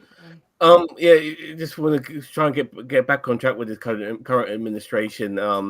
Donald Trump is going to be creating a $500 billion AI program, which is absolutely fucking ridiculous. How are people going to be getting jobs if AI is going to be doing those jobs? Which is, I feel, what this program is all about. And another thing as well is that draining the swamp was a massive campaign slogan for Donald Trump. Not maybe this time round, but definitely the first time round. And he can't really say it this time round because when you've got Elon Musk, Mark Zuckerberg, Jeff Bezos, and the guy who owns Google in, having front row seats in your inauguration, then you are the fucking swamp. I mean, you're the swamp personified. Zam, he did drain the swamp looking for his appointees. Yeah. I mean, those four guys might as well be his cabinet right now. Like they're the four fucking horsemen of the apocalypse, as far as I'm concerned. But they are there to obviously enrich themselves further, even though they don't need enriching, which is quite scary. And I really and it does annoy me now that even though Trump is back in office, all the things that he campaigned on, he's not focusing on anymore. Now he wants to go to war with most of the hemispheric countries of America, like Canada, Greenland, and Panama. Like, did the Trump MAGA voters vote for this shit? I mean, how is calling the Gulf of Mexico the Gulf of America going to improve? MAGA. Because it's image. Remember, it's all about image. No, I agree. But if you were voting for him to reduce the price of eggs, then why are you happy about this? I mean, surely, I'm really hoping that the honeymoon period ends with this motherfucker soon. The bubble bursts soon, because the sooner the better. Because then maybe, to be honest, I hope he focuses on changing names for 4 years. I hope he doesn't actually get any goddamn thing done, because let him. I don't. Sorry. Let me just quickly. Oh shit! I'm losing my train of thought. I think it's gone. Sorry. You know what? When you come back to it, just butt in and We'll stop. Well, the thing is, too, with supporters, though, again, war, like these people that we don't like for reasons that are completely made up, so that's tough. Again, it's all about the toughness. It's all about having balls. All balls, no brains. Yeah, the thing about Occupy Wall Street, real quick, is that I was really upset. I was very happy about Occupy Wall Street. And I was disappointed that there were people in my generation, Gen X, that were like, well, they've all, well, what's it about? Is it about this? Is it about that? No, it's about multiple fucking things. You can have multiple grievances at the same time. And to me, I thought it was the absolute best thing that the millennials have ever done. It's a shame that it petered out. And the thing is I think the problem was that it needed to turn into Occupy Congress. Yes. Because that would have brought some real change. But people are especially in my generation, it feels like, because I'm a millennial. But I think we're scared to run. We feel like we don't have any money, so we're not. If we're not a billionaire, we're not going to get into office. But as we're seeing, it does work. AOC got in, and she was a bartender in Brooklyn or something like. So we just needed to use that momentum towards something. And as the left often does, they peter out at the end. They get too scared to actually make the move. And your generation has something that none of the others had beforehand. Yep. Because now my generation, all this stuff was coming up so I was on top of it the whole time, but we're kind of mixed. Not everybody, yeah. But you guys, this was like from birth. You guys were like, on top of this stuff, and now you think about how the organization happened with Occupy. It was like flash mobs and people just like, hey, we're gonna show up here, boom, and then fucking 3,000 people would just show up, and it was amazing. And we had like better social media, like Periscope, where I could literally see what was going on whatever avenue in New York City at any time. Right. So I knew to get right there. That's right. Know. And again, the same thing could have been used during the primaries, because primaries typically, and the last 3 of them at least, have been 15% turnout. Mm-hmm. So if you could do that same kind of organization and just get a fuck ton of millennials and Gen Z to show up, Mm-hmm. They have their, depending on the state, they may have to register Democrat, but do it and then show up and whatever nipping and tucking that they did on the margins can only go so far. If you show up in large numbers, they can't overcome that. And that could have made a big difference. And look, progressives, people are not going to win in every place. Some places, if you're in South Carolina, maybe around the cities, but in the rural areas or not. Mm-hmm. But basically, you take those wins wherever you can get it, and that kind of shifts the party. And same thing too. It also can't be just Congress. It needs to be local. If you want to see anything like remotely left progressive, we need to have people in local elections and county elections and state elections build up that thing. Because my thing was always about with Bernie is like, hey, even if he gets elected, he's got no popular support in Congress because we know that the Democrats didn't agree with a lot of the stuff that he had. So if they wouldn't support him, and the Republicans weren't going to support him, his agenda wasn't going to go that far. And so you need to build that ground of the way. What's Yeah, that? but hold on. The thing is, Bernie would have just done what Jon Stewart would have done. And what Jon Stewart did was fantastic, but he shamed the opposition into doing the right thing, like what he did with the first responders. They weren't going to do shit until Jon Stewart put those Republicans in their place and made sure that they passed the bill to help the first responders. Bernie is very much in that same category. He could easily shame the opposition into doing the right thing, and hopefully he could have got some. He could have got some of it, but not all of it. Not without more. And there's a lot of things you could sign executive orders. Like Trump's got fucking 100 executive orders that he's signing into bill now. There's loads of things. But yeah, so I just want to see the youth, because it's very clear the youth of this country is more we can work. I know Bo of the Fifth Column said, well, is it people get progressive to a certain point, and then no, people when they do get older, they tend to, when they have a mortgage and kids and stuff, they tend to get more conservative, especially if they actually have something worth losing. And the figures as well, like they're trying to say the messaging now is like, oh look, Gen Z have gone like millennials were the most left-wing generation, and Gen Z now more far right, and it's like, well, that's optics, because what you're seeing is there's a contingent of more like that are going right wing because they feel hopeless. But once they dealt with the far right government, once they understand it, then that mentality is gonna fucking change very, very rapidly. And overall, young people are much more left wing, and also the UK in general is much more left wing on many policies. Okay, they did a survey. Okay, and surveys aren't always the most accurate, but the surveys showed you on areas where like people are fully in agreement with public ownership of utilities, a well-funded NHS, workers' rights, free education, all this kind of stuff. Now, this is stuff even the most right-wing moron in this country, which is your average Joe, for example, still thinks that, like, the NHS is our sacred cow. We don't want people fucking with it. But unfortunately, the idiot population are voting for people that are fucking with the NHS. Yeah. And tomorrow it's going to be gone. Like, reform there's a huge threat that they're going to come in at the next election. And reform have openly said they want an American-style health system because they get donations from private healthcare, or they're just such fucking sociopaths, like all right-wingers. They're such sociopaths that they just don't want us to have anything and just want us to pay for everything. Hey, sorry to interrupt. I gotta duck for a bit, just dinner time. But if you want to just throw me in the back in backstage, and then if you guys are still on when I come back, then I'll. All right, mate. I'll throw you back. I'll throw you backstage right now. Out of here. You can keep listening. Keep listening to us, man. I want to say that I'm sorry, Winnie, go on, Winnie, please. I just want to say that, like, the Gen whatever's below us, Gen Zs, right? Yeah. My sister is that, and they, like, she's the one that told me about, I don't know, this group that she's a part of, that basically they're just trying to circumvent the system.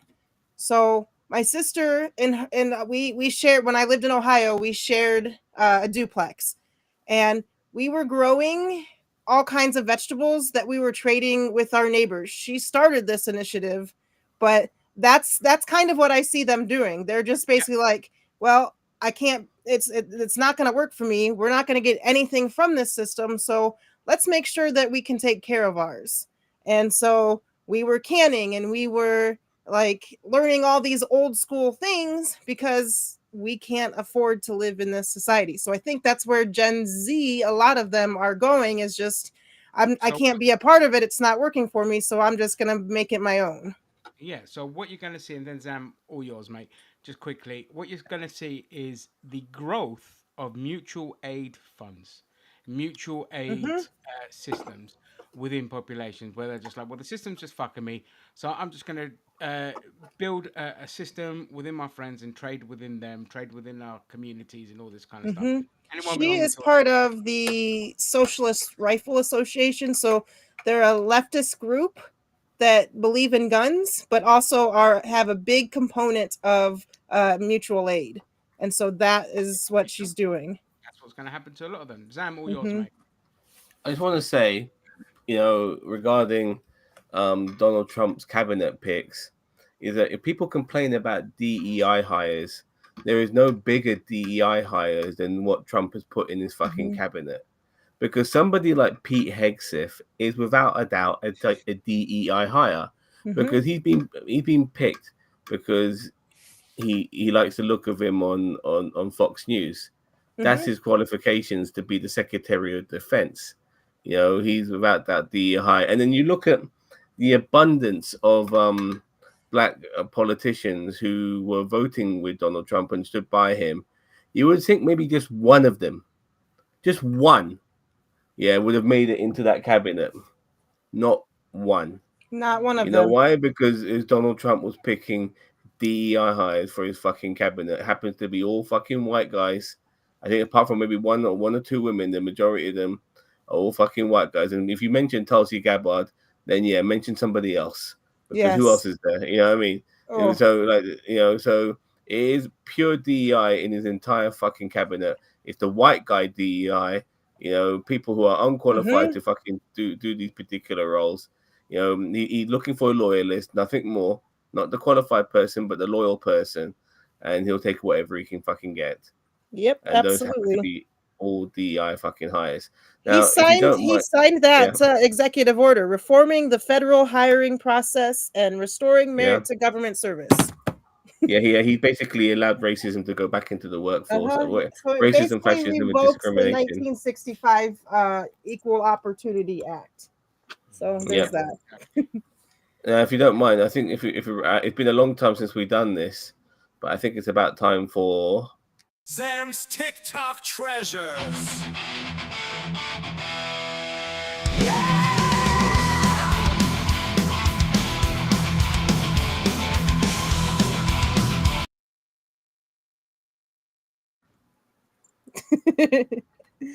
over the months and weeks and maybe even year, I've gathered some stuff, but I'm not going to give you all of that shit.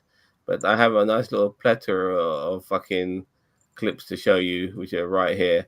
And some of them are funny. And I think, you know what? Let's just start off with some funny ones, yeah? So let's check out this one here.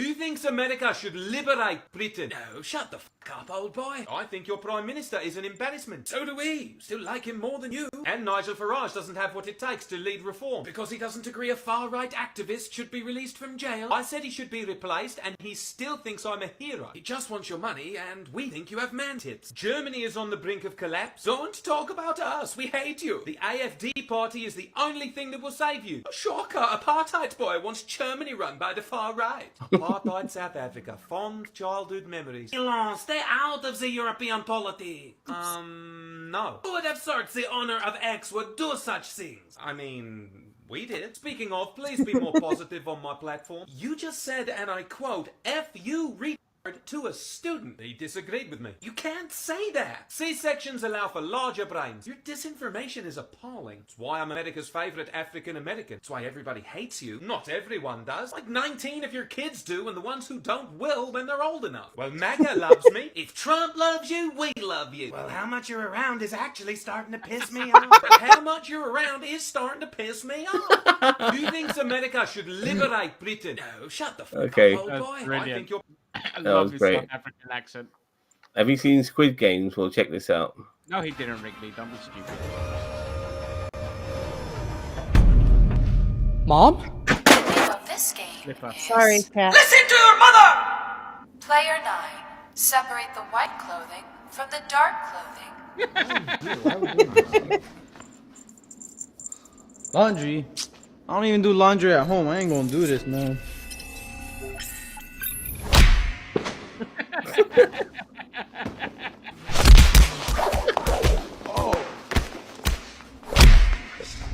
Player 9 eliminated. Player 10.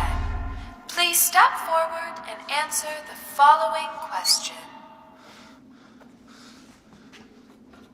What do I want to be? What do I want to be? It's doctor. No, it's engineer. No, bro, it's definitely... No, it's engineer. No, it's definitely actor. Do it, actor. Actor. Only doctor or engineer! All right. That's great. I've been to a few of those. They were pretty good. Here we go. Here's the next one. Sorry, what did you say this was? Oh, God, you're joking. I'm not going. I take it back. I'm not going to go. I told you I'm not going to go. Oh, it's my duty, is it? In which case, I resign. I resign. Well, at least let me do some deep breaths. This is a horrible thing to receive. I'm sorry. No, I just can't believe this. What? Sorry, is that it? It just says, come to my inauguration, and then he's run out of space. Go on, then what's the theme? Fascist chic. It's not. It's going to be so embarrassing. I'm going to be stood there like that. Just listening to his shit. You seriously expect me to do that? Maybe me and Melania can exchange cries for help. What do you think? Why are you all smirking? Stop. Why are you smirking? What? Who am I sat next to? I'm gonna be fine. Give me a minute. What did I do to deserve to sit next to Elon Musk? Like, I don't understand. Well, this is probably one of the last times you'll see me alive, because it's highly likely I'm going to be taken out by one of Musk's tweets. Hang on, is my bodyguard trained to jump in front of a tweet or not? What is the deal? Sorry. All right, here's a really good one. After what happened on Monday Night Raw on Netflix. 1, 2, 3! Hulk Hogan sucks! 1, 2, 3! Hulk Hogan sucks!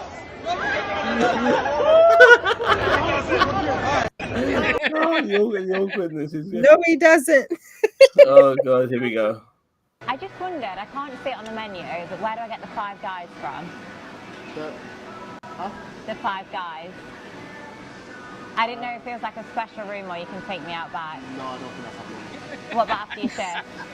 I mean, I'd want to give you, a good rating. I'm a Christian man and I'm with saving myself money. I'm asking for what's on the menu, that's all. Genuinely, I feel like I'm doing it right now. I can hold your menu if you want. Are you on it? No, I'm not. Oh, that's okay. I just wondered, I can't see it on the that was menu, great. but where... The awkwardness of what it's like to be a guy in those situations is just fantastic. Yeah. Here we go. Quick, the right-wing men are pretending to care about violence against women and girls again. Elon Musk, Nigel Farage, Tommy Robinson, Robert Jenrick, Andrew Tate, the EDL and the Refund Party, not exactly individuals and parties that I would say are aligned with supporting women, women's rights and women's safety. I'm a women's safety campaigner and I've just spent the last year investigating the manosphere online. Actually, And I'm sorry, I apologize. It's a very long video, but immediately at the very beginning of that video, you can tell that when these motherfuckers, you got people like Andrew Tate on your violence against women thing, you've already ruined your reputation, regarding trying to be serious. This guy's good. All things. They want very, very little water to go into your dishwasher, almost none. And you know what people do? They just keep pressing, keep it going. They end up using more water. Likewise, washing machines, they want in your washing machine to have very little water coming out of the washing machine. So when you wash your clothing, you have to wash it 4 times instead of once. You end up using more water. We're a party of common sense. But these are all things they want. Sorry, I just thought that was funny. But when you actually hear back what he has to say, it is fucking ridiculous. Here we go. You said today, as you often say, that you live in Singapore. Of what nation are you a citizen? Singapore. Are you a citizen of any other nation? No, Senator. Have you ever applied for Chinese citizenship? Senator, I served my nation in Singapore. No, I did not. Do you have a Singaporean passport? Yes, and I served my military for two and a half years in Singapore. Do you have any other passports from any other nations? No, Senator. Your wife is an American citizen. Your children are American citizens. That's correct. Have you ever applied for American citizenship? No, not yet. Okay. Have you ever been a member of the Chinese Communist Party? Senator, I'm Singaporean. No. Have you ever been associated or affiliated with the Chinese Communist Party? No, Senator. Again, I'm Singaporean. Let me ask you some hopefully simple questions. How do you determine what age they are then? We rely on age gating as our key age assurance. Age gating, which is when you ask the user what age they are. We have also developed some tools where we look at their public profile to go through the videos that they post to see whether... Well, that's creepy. Tell me more about that. It's public. So if you post a video, you choose that video to go public, that's how you get people to see your video. Mr. Chu, does TikTok access the home Wi-Fi network? Only if the user turns on the Wi-Fi. I'm sorry, I may not understand that. So if I have a TikTok app on my phone and my phone is on my home Wi-Fi network, does TikTok access that network? Jesus Christ, these guys are so. It will have to access the network to get connections to the internet. If that's the Do they not know how the internet They works? could access other devices. They're boomers. Congressman, we do not do anything that is beyond any industry norms. I believe the answer to your question is no. It could be technical. Let me get back to you. Okay, I'd appreciate it if you can answer that. I want to talk about biometric matrix, and I want to talk specifically. Can you tell me right now, can you say with 100% certainty that TikTok does not use the phone's camera to determine whether the content that elicits a pupil dilation should be amplified by the algorithm? Can you tell me that? We do not collect body, face, or voice data to identify our users. We do not. You don't? No. The only face data that you get, that we collect, is when you use the filters to have, say, sunglasses on your face, we need to know where your eyes are. Why do you need to know what the eyes are if you're not seeing if they're dilated? And that data is stored on your local device and deleted after use if you use it for facial. Again, we do not collect body, face, or voice data to identify our users. I find that hard to believe. You said today, as you often say, that you live in Singapore. Company who did that first. Huh? This is why we unfortunately, Winnie, this is why Ginger and I love ripping into your country and various other things because of shit like this. This was a terrible moment, by the way. Remember, freedom of the press. This is under the Biden administration. I also want to add as well, freedom of the press and stuff like that. But if you start talking about Palestine and the anti-Israel, this was what happens. You're telling me to respect the process. Criminal. 300 reporters in Gaza were on. Fuck this guy, by the way. Why did you keep the bombs flowing when we had a deal? They've been protesting outside his house. We all knew we had a deal. Everyone Yep. in this room knows we had a deal, Tony. You kept the bombs flowing. Why did you sacrifice the rules-based order on the mantle of your commitment to Zionism? He's the Secretary of Defense, I think. He was. Why did you allow my friends home in Gaza to be destroyed when we had a deal in May? You helped destroy our religion, Judaism, by associating with fascism. You waved a white flag before Netanyahu. That's Max Blumenthal, a Jew who's not a Zionist. That Max Blumenthal yelling. Speaking, yeah. Are you compromised by Israel? There Why he did is. you allow the Holocaust of our time to happen? How does it feel to have your legacy be genocide? Finally, I just wanted to share this morning. Get your hands off me. Get your hands off me. Get your hands off me. Well, you're fucking... I look forward to answering questions. in Freedom of the advance. press, my ass, by the way. Well, we haven't had that since JFK days. It's going to be a lot worse under the Trump, but this is already what it is like under Biden. And because obviously, unfortunately for America, Israel runs your country. That's absolutely true. APAC runs, yeah. APAC. Please, sir, respect the process. We'll have an opportunity to take questions in a few minutes. And I say it as Take him out Israel. of the room before he can ask a question. I say it as Israel because whatever Israel wants is unconditional. Please, sir, respect. Truly unconditional. They could do anything they want, have anything they want. There's no conditions on it whatsoever.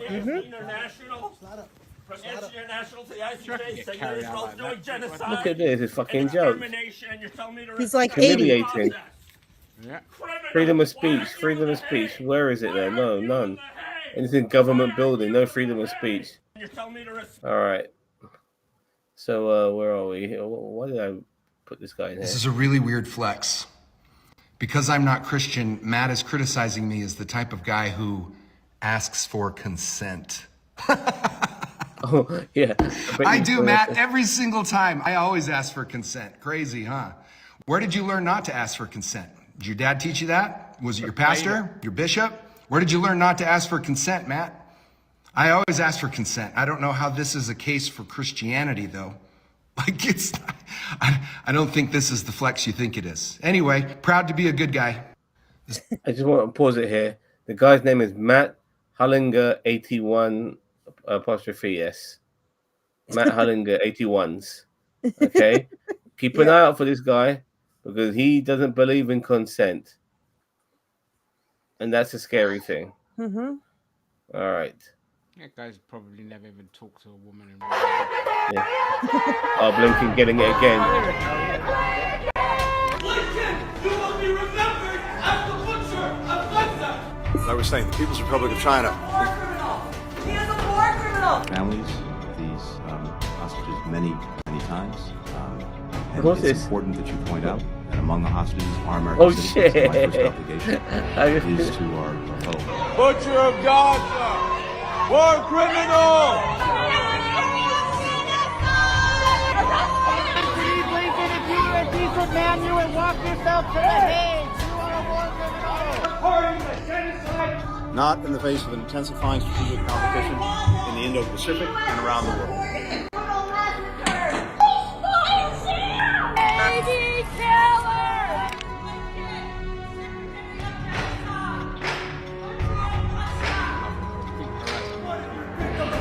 Medieval come to order. Secretary Blinken, you will be known as the butcher of Gaza. You're a brutal war criminal. Your legacy will be genocide.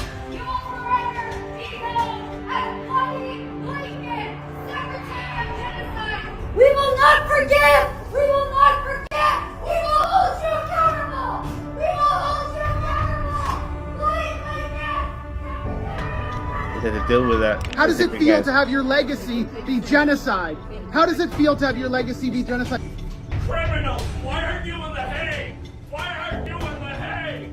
Why aren't you in the Hague? Yeah, I'd put David Lammy in the Hague as well. I just want to also add that one of the reasons the Democrats lost their election was this.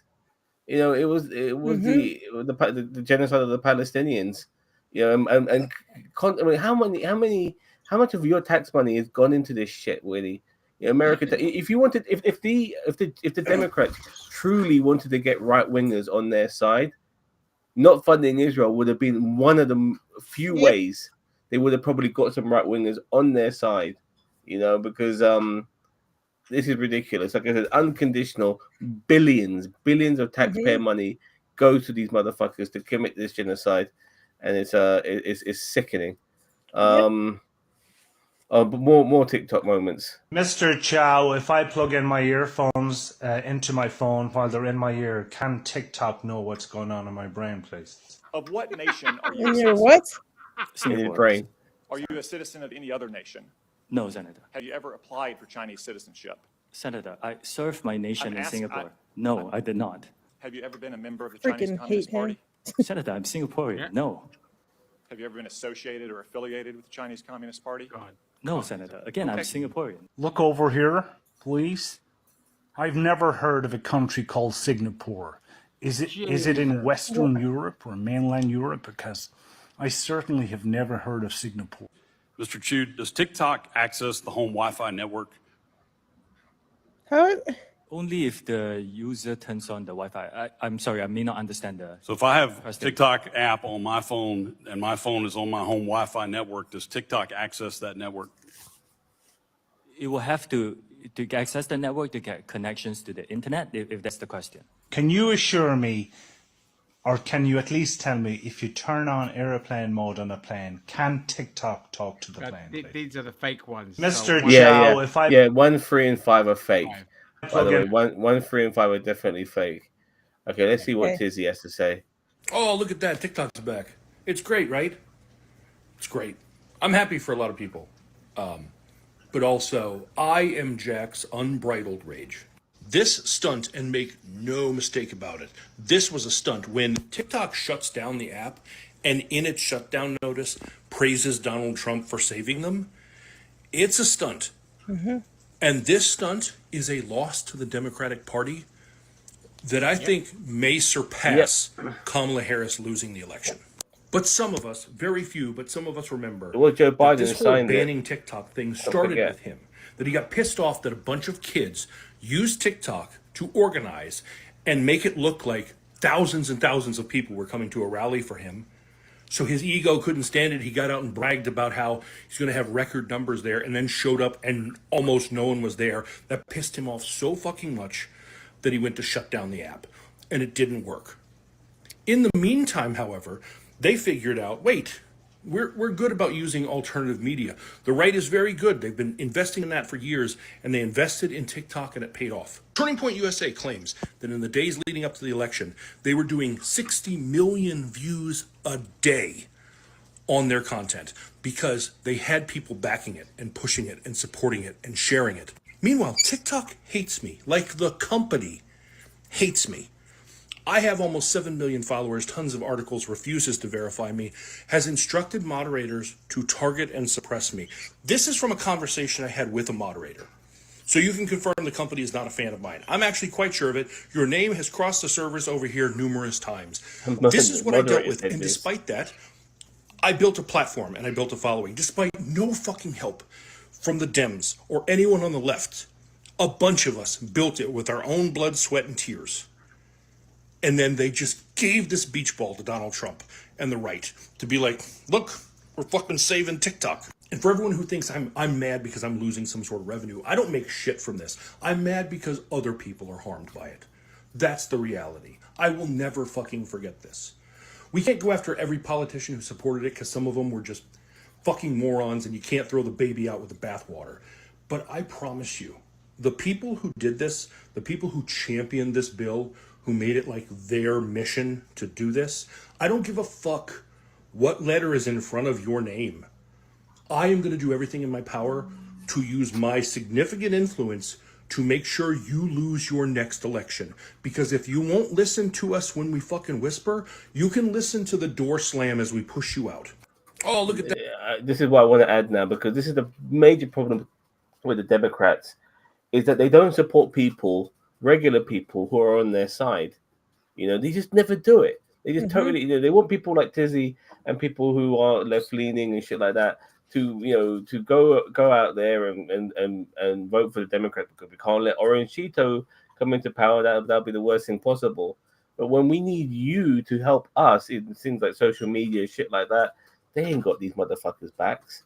You know, this is why they're right wing. You know, this is why the Democrats are right wing, because they are pretty much Republican light. Well, yeah, and like I've had people, because I told you guys I voted for Trump the first time. The left, if you tell them that, their eyes cross and then they push you out. They tell you you're a piece of shit. They whatever. So no, they don't got your back either. We don't have anybody's back. Like I still consider myself left or on a Democrat or whatever I have to do to vote, but it like we do not help each other. We do not give a shit about each other. If there's one little thing, and maybe the Trump thing is not, but like I also agree with owning guns. If I say that, they don't want to have anything to do with me. So it's like, I mean, sorry, just that is a fucking like. There are some things about the American left that piss me off, and the gun thing is top of my list, because no fucking leftist with half a brain would be against gun ownership to protect yourself against the fucking state, against tyranny. All right, and the fact that your fucking neighbor, who's a far right moron, will happily has a turn gun, and blow your goddamn fucking brains out or shoot your goddamn kids. So no, we are not, and also the majority. But they, as soon as I said, yeah, I have multiple guns because I like to go shooting. I was in the army, so it's just a carryover. Then they literally stopped talking to me. This girl over that I met from Twitch found out that I have guns, and I have some right-leaning boxes that I check. Will not talk to me anymore.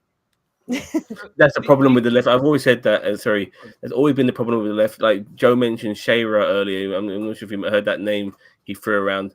she stopped talking to me because I made a joke about a woman, about Madonna, and I've already mentioned this before, so I don't want to go into this again. Yeah. Right. But but that's because the problem with people on the left, they and another person, obviously, most recently is Shredder. He was part of us, and leftist as well, and because we were allowed people like Rick B to speak his bullshit. He disassociated with us and called us Nazis. Mm-hmm. It's something I personally will never go right wing because I'm not a fucking idiot. But unfortunately, there's people on the left who are fucking idiots, and I was one of them at one time. Yes, I agree. I will always still be a leftist, though. Don't get me wrong. I will always still be a leftist, but unfortunately, this is the shit we have to deal with. Yeah, because Yeah. we have the issue of reactionaries on the left as well, and that's what they are. They're Mhm. reactionaries, but they also the people that want to fall into some weird bubble of being pure fucking vanilla shit soft, Yeah. and they don't like the concept of violence. They don't even like the concept of pushback and confrontation, and so they think that what the left should be about is non-violence, non-violent retaliation, non-violent mentality, and all this kind of shit. And this, I argue, I love Got That Funk to death. Okay, but he's always on that stance of he's so anti-violence. He's like an absolute pacifist, and I'm like, that's why the enemy wins. The Mhm. enemy my bullies only stopped bullying me when I punched back twice as hard. They didn't Mhm. stop bullying me because I took the higher road. No, the road you take is the one lower than theirs because that makes you a threat. If you take the higher road and turn the other cheek, then they just keep pushing your buttons.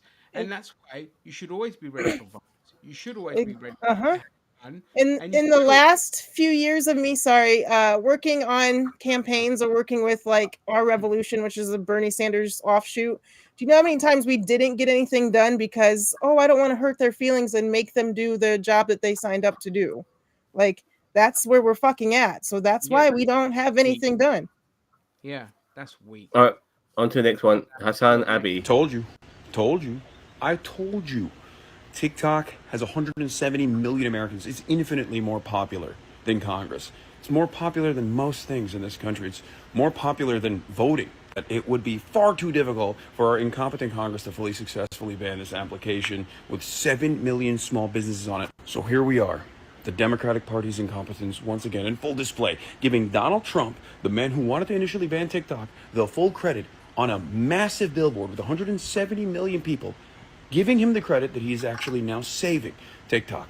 Coming right on the heels of a ceasefire in Gaza as well that for 15 months Joe Biden simply could not accomplish. This be a warning though. As America's power diminishes on the global stage, they are going to become more censorious. Free speech never really truly existed. Obviously, look at the Red Scare. Look at what they did to black activists. Look at what they did to, BDS. But now it's going to get worse. Told you. Told you. No, it's a nail on the head as always. So and on that as well, just because we've got the wonderful Hassan, who I fucking adore this man, and a lot of people he rubs a lot of people the wrong way because of how he approaches things. But for me, as an ethnic, and we're we're fucking neighbors ethnically wise because he's Turkish, I'm Greek. I just see him and I'm just like, yeah, his attitude, his mannerisms, the way he projects things is just normal within our circles. This is just normal, and a lot of people find that threatening. But that, regardless of that, that's just personal behavioral optics and all that. This man, no matter even people within the left have come after him. They've done everything to try and censor and deplatform him and crush him, and he is the one that has gone from wherever he was. He's now the fucking the Donald Trump of the left, like the fucking king of the No, they hill. call him the Joe. They call him the Joe Rogan of the left. Sorry, that was the one. Thank you, The Zab. Joe I was Rogan of trying the to left. find it. Yeah. Thank you very much. Admiral The Teague, Joe he's in Rogan great shape. of the left. Oh yeah, he's fucking beautiful man as well. Let's be honest. But this man rose to the top of the fucking heap, and everyone else that tried to crush him, your Destinies, your Vorsches, your fucking all of them, have not only fallen by the wayside, H2, H3, they've also been exposed as being really fucking horrible pieces of shit and massive misogynists as well. I mean, Vosh is practically allegedly, into like pedophilia stuff, especially like the Japanese was it Lolly? That's it. I have no idea. Yeah, that just I keep hearing. I'm like, what a fucking lollipop. But anyway, so he's been exposed to that. Destiny just got exposed as somebody who's basically going to end up on a sex offenders register because he's been passing sex tapes around to his friends. I saw that about Destiny. Yeah. And here it is, Mr. Hassan, who's only a few extreme views on certain things, are the only thing that have rattled a few sabers. And he's top of the heap now and lording over these fucking petty little narcissistic idiots that just want to be right all the time and hate being proven wrong and would rather destroy your career than do anything else. He's actually nailed it. His brain's Admiral. working fine, Admiral. His response was perfect. He mentioned that the TikTok ban was never really going to do that well because so many millions, hundreds of millions of American use it. 1/3 of America does use TikTok. It was going to cause massive unrest, and they brought it back very quickly. But they also made out that Donald Trump was a savior, and it was Joe Biden. Got him. It was, and it was Joe Biden. Joe Biden. You want to add serious? It was Joe Biden who was the one who initially banned TikTok in the first place. And in my opinion, another reason why the Democrats lost. Anyway, on to the next one. Yeah. Oh, real quick, can I say something about TikTok?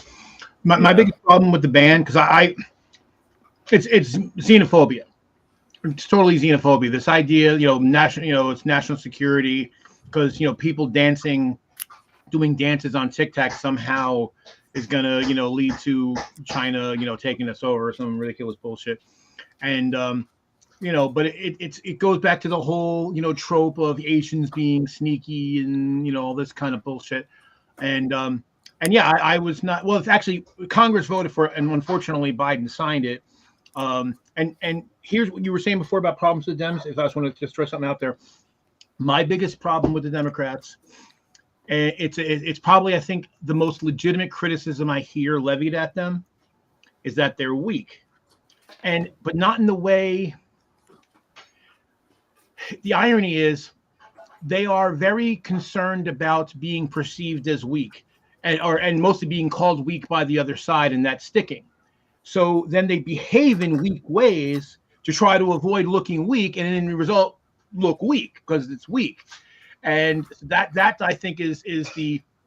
Oh, no, but the thing is, the company's not owned by CCP. It's owned by a private individual. But this idea, once again, this is xenophobia. A Chinese national owns the company. Therefore, Chinese Communist Party can do anything they want, even though the servers for the U.S. are not in China. They're in Northern Virginia, by the way. My boyfriend's data center uses them. Exactly. So it's complete horseshit. Oh, the CCP.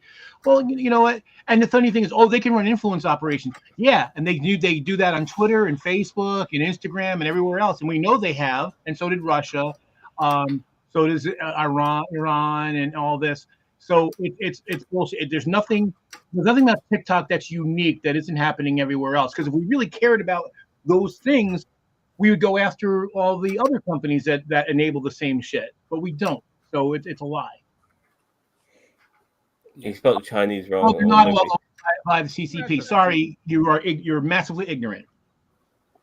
No, they own a stake, but they don't outright own your company. I don't. By the way, I don't give a shit if China has some of my information. By the way, the same way I don't give a shit if Elon Musk and the Americans and Mark Zuckerberg has my information. What the fuck are they gonna do? They're gonna, look at my fucking jerking off techniques and fucking figure out what way to fucking sell me lube.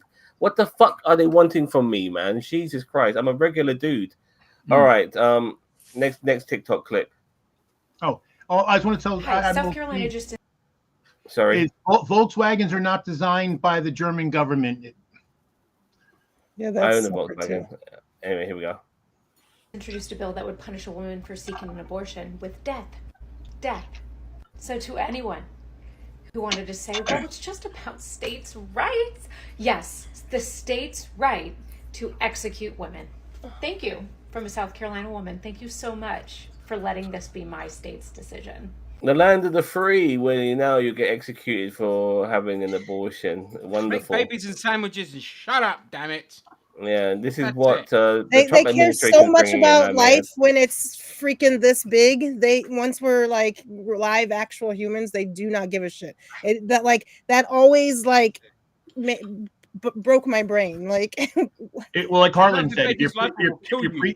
if you're pre-born, you're fine. If you're preschool, you're fucked. Yeah. You get Yeah, rid of it. exactly. So, all right, thank you, lovely. Here we have Shang-Chi. He's Canadian, by the way, and he's also an American citizen. And here's what he's got to say. So I'll preface by saying that I'm not American, I'm Canadian, but I live in America, I own property in America, and I pay American taxes. And I read the new administration's new tax plan, and it looks like I get a tax cut. And I guess I just wanted to say that I don't need a tax cut. I'm happy to pay taxes. I believe I should pay taxes, and I actually believe that people like me should probably pay more tax. I've been very fortunate and am very privileged, and I'm happy to pay my fair share. And I guess it's just a little confusing to me because in this tax plan, 95% of Americans, basically Americans that make less than $360,000 a year, will not get tax cuts. They will have their taxes go up, which means their cost of living will go up and their income will go down. And that's really shitty. And I'm just so confused because you have so much of the American population who voted for a president that so clearly does not act in their best interest. And, instead of attacking the root causes of whatever is contributing to this massive wealth disparity, is instead, distracting the public with issues and really throwing, like, scapegoating women, people of color, and queer people and trans people. And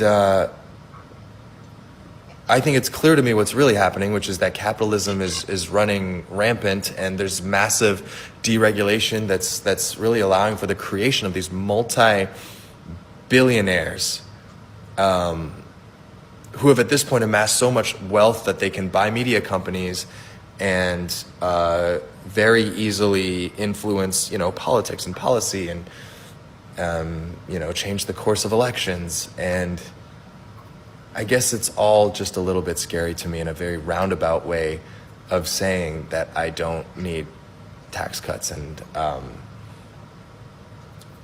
I guess just making a verbal promise to myself that any money that I save from these tax cuts in this administration, I will be donating instead. But yeah, hope everyone's doing okay. Oh God, Admiral he's probably Teague, got man, you dual are. citizenship. Oh my God. Yeah. Well, Canada's not a socialist country. Yep. This guy's a moron. I mean, he acts like he's a Xi Jinping runs TikTok. Yeah, like the guy who runs China is sitting there. Oh, we should do this, and no, that's not how anything works. Have you not seen the Xi TikTok dances? Come on, serious. Stop bloody ignorant. Well, and also he's not a citizen, so he lives here. That means he pays taxes here. So that's good. That means a Canadian citizen. He wants to, right? He is sending it there. He's in America. Sorry, serious. He wants his taxes to be higher, so that would help you. Why? It is going to you. If he pays money into the American system, then the taxes should go back into American society. He's a millionaire. He's going to pay. Why should somebody who's got more money than they'll need spend that money in taxes? That's the whole point. To people who are uber rich, pay higher taxes, help the system, help people like you and I to obviously have a better life, because you expect your government then to put that tax money back into society. That not necessarily comes into play in the American government, because you rather fund Israel to commit a genocide. But regardless of that, it should go back into society, and that's why he's willing to pay for more. See, hang on, sorry, Sam. He's in America. He's a Canadian. Are you not? He's a Canadian but he's living in America. He said that at the beginning. He said that in the beginning. Yeah, that's not supporting you. That's not helping you in any way, Admiral. And it's no one nice said to he was see a that you just want to have your hand out rather than try to fix anything. which is funny because he's probably a right winger. Uh-huh. This is the other The right big wing. dichotomy here in the United States. The 22 worst economies in our country out of the 50 states are all red states. And if you look at what states where the citizens, how much did they pay in federal taxes versus how much the federal government spends in their state, the 20 of the 22 biggest takers are red states. They are the welfare state. They're the welfare states. They're the He biggest. said he's Canadian and he lives in. Oh my God! Did you not listen to the beginning of the video? Yeah, he said he's Canadian who lives in America. Right. Listen. So I'll preface by saying that I'm not American, I'm Canadian, but I live in America, I own property in America, and I pay American taxes. There you go. What more do you need? There you go. He thinks I'm an extremist. Like, no, I'm not at all, which is hysterical. Canada is not socialist, mate. It's like not social. I got family in Canada, dude. I've been there loads of times. I got live in New Canadian York. family, man. There are They're not conservatives in New socialist. York City, and most of New York State is actually conservative. It's just that New York City has such a big percentage of the population.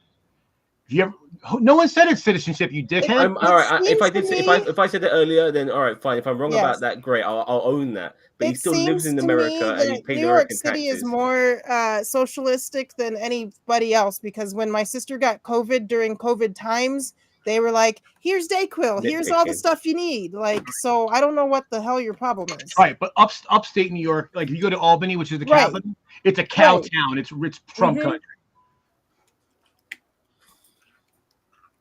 Like, And nobody typical, like- said he was a citizen, you dickhead. They said he pays taxes in America. That's not what extremist means. All right, let's all move right. on. Okay. Let's move on. We Next could have clip. fun with this all day. Let's move on. Lots of people were shocked to see Elon Musk do a hand gesture that looked a lot like a Nazi salute at Trump's inauguration. Let's see what people here in Germany think of it. No. I'm just like freezing. I can't believe that that's really happening. I can't imagine what it's gonna be like the next 4 years if this is just the beginning. If he would be doing this in Germany, he would be arrested on the spot. I know some people might He'd come also with get an arrested excuse for that he is protesting against autistic. And as genocide. someone who is autistic myself, this is not an excuse. I would never do this gesture. We had this and we don't need this. And now we have to do some things that this won't escalate. I don't really follow up on the internal things that's going on in the US, but let me say it like this, I'm not surprised. America, really? You don't want that. Germany had it. Don't need to be repeated. Lots of people were shocked to see Elon Musk do a hand Yeah, so Germany are worried about what the Americans are doing, considering President Elon Musk is now throwing out Hitler salutes. Do you know and Sorry. yeah, no, go on. Oh, all right. So, you know, after all the whole thing with the salute happened and all this, do you know what my mind went to when people started making excuses?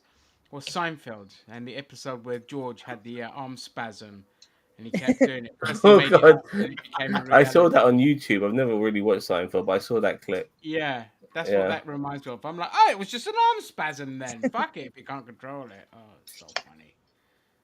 All right, 2 more clips. Let's go to this one. This is a gorgeous Yeah, one. it's unprofessional because we're not getting paid.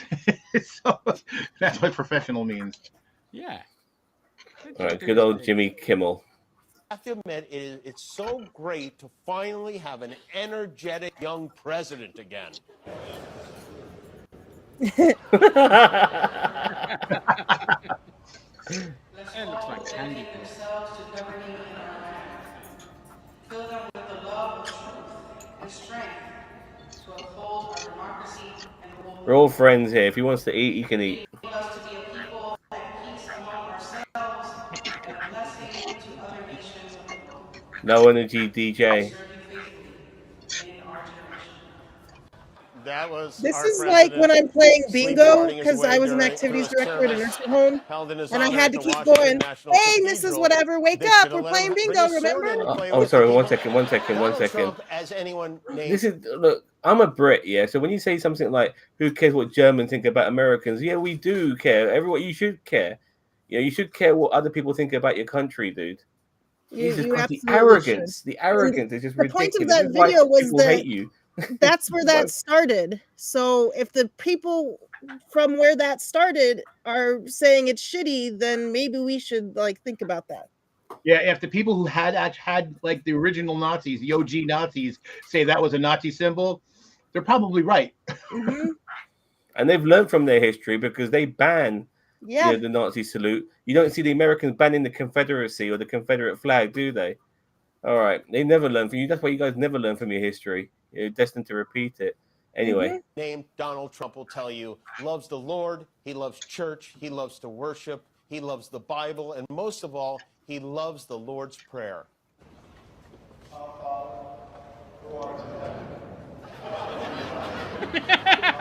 he's not an. I told you. Even if you're an atheist, you know this prayer. Yeah, look, we're all pretty much atheists in this panel, and he's an atheist. I can tell you that. I'm on top of without that an atheist. As a former Catholic, After the it's drilled service, into a my brain reporter forever. asked him what he thought of it. Turned out not much. What did you think of this? What did you think? Did you like it? Did you find it exciting? Not too How exciting. big his clothes are. I didn't think it was a good service. No. Thank you very much. Thank you, press. Thank you, press. They could do much better. Can you imagine being mad at church? I mean, what the? Like he got stuck going to see the Emoji Movie or something. Trump only likes mass when it's followed by the word deportation. That is a fact. But the reason he is upset, the reason that he refused to say the Lord's Prayer is because the bishop who gave the sermon apparently forgot to put on her MAGA hat. Let me make one final plea. Mr. President, have mercy upon the people in our country who are scared now. Gay, lesbian, and transgender children, some who fear for their lives. And the people who pick our crops, who wash the dishes after we eat in restaurants and work the night shifts in hospitals, they may not be citizens or have the proper documentation. But the vast majority of immigrants are not criminals. May God grant us the strength and courage to honor the dignity of every human being. Fair enough. To speak the truth to one another in love for the good of all people. Amen.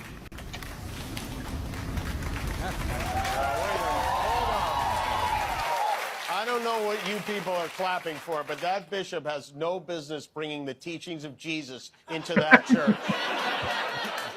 This is why we can't have women doing those jobs. I'm sorry, but that is the best good for her. I have to. Just one of the messages with I don't know if you kicked him or you just deleted his messages, Daniel, but he mentioned Britain's got 2 losses.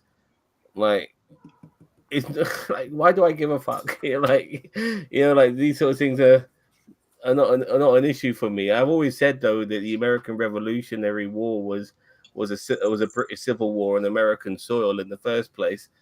That's how I personally see it. So regardless, if Scotland succeed, I'll probably move to fucking Scotland myself, mate.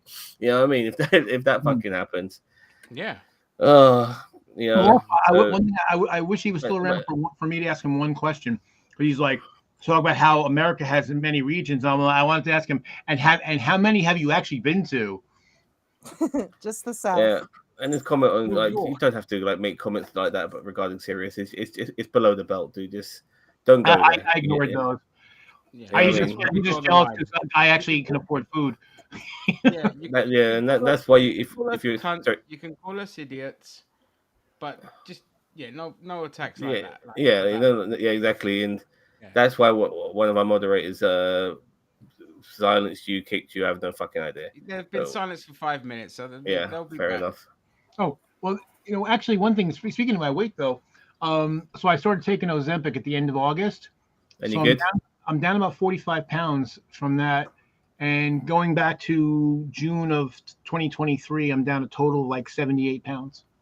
Beautiful. Good nice. job. Long way to go, but hey, got to start somewhere, right? Yeah, absolutely. Yeah, I might use some absolutely. Ozempic myself. Yeah. All right. I think we've got one more video to go. Pardon me, guys. Oh no! Another Trump cultist just got screwed over by his orange God King. I just came across a tweet posted by a Trump cultist, and he is just whining and freaking out and panicked because he and his wife just found out that Donald Trump screwed them over. Let me read what he wrote. All caps. Attention! Please help! President Trump and Ted Cruz. My wife is a nurse and was recently hired by the VA. Our home is packed up. We have a new home. We spent thousands to move our family from Fort Worth to Waco. Following Trump's hiring freeze executive order, the VA rescinded her job offer. My wife is in tears and inconsolable, and my family is devastated.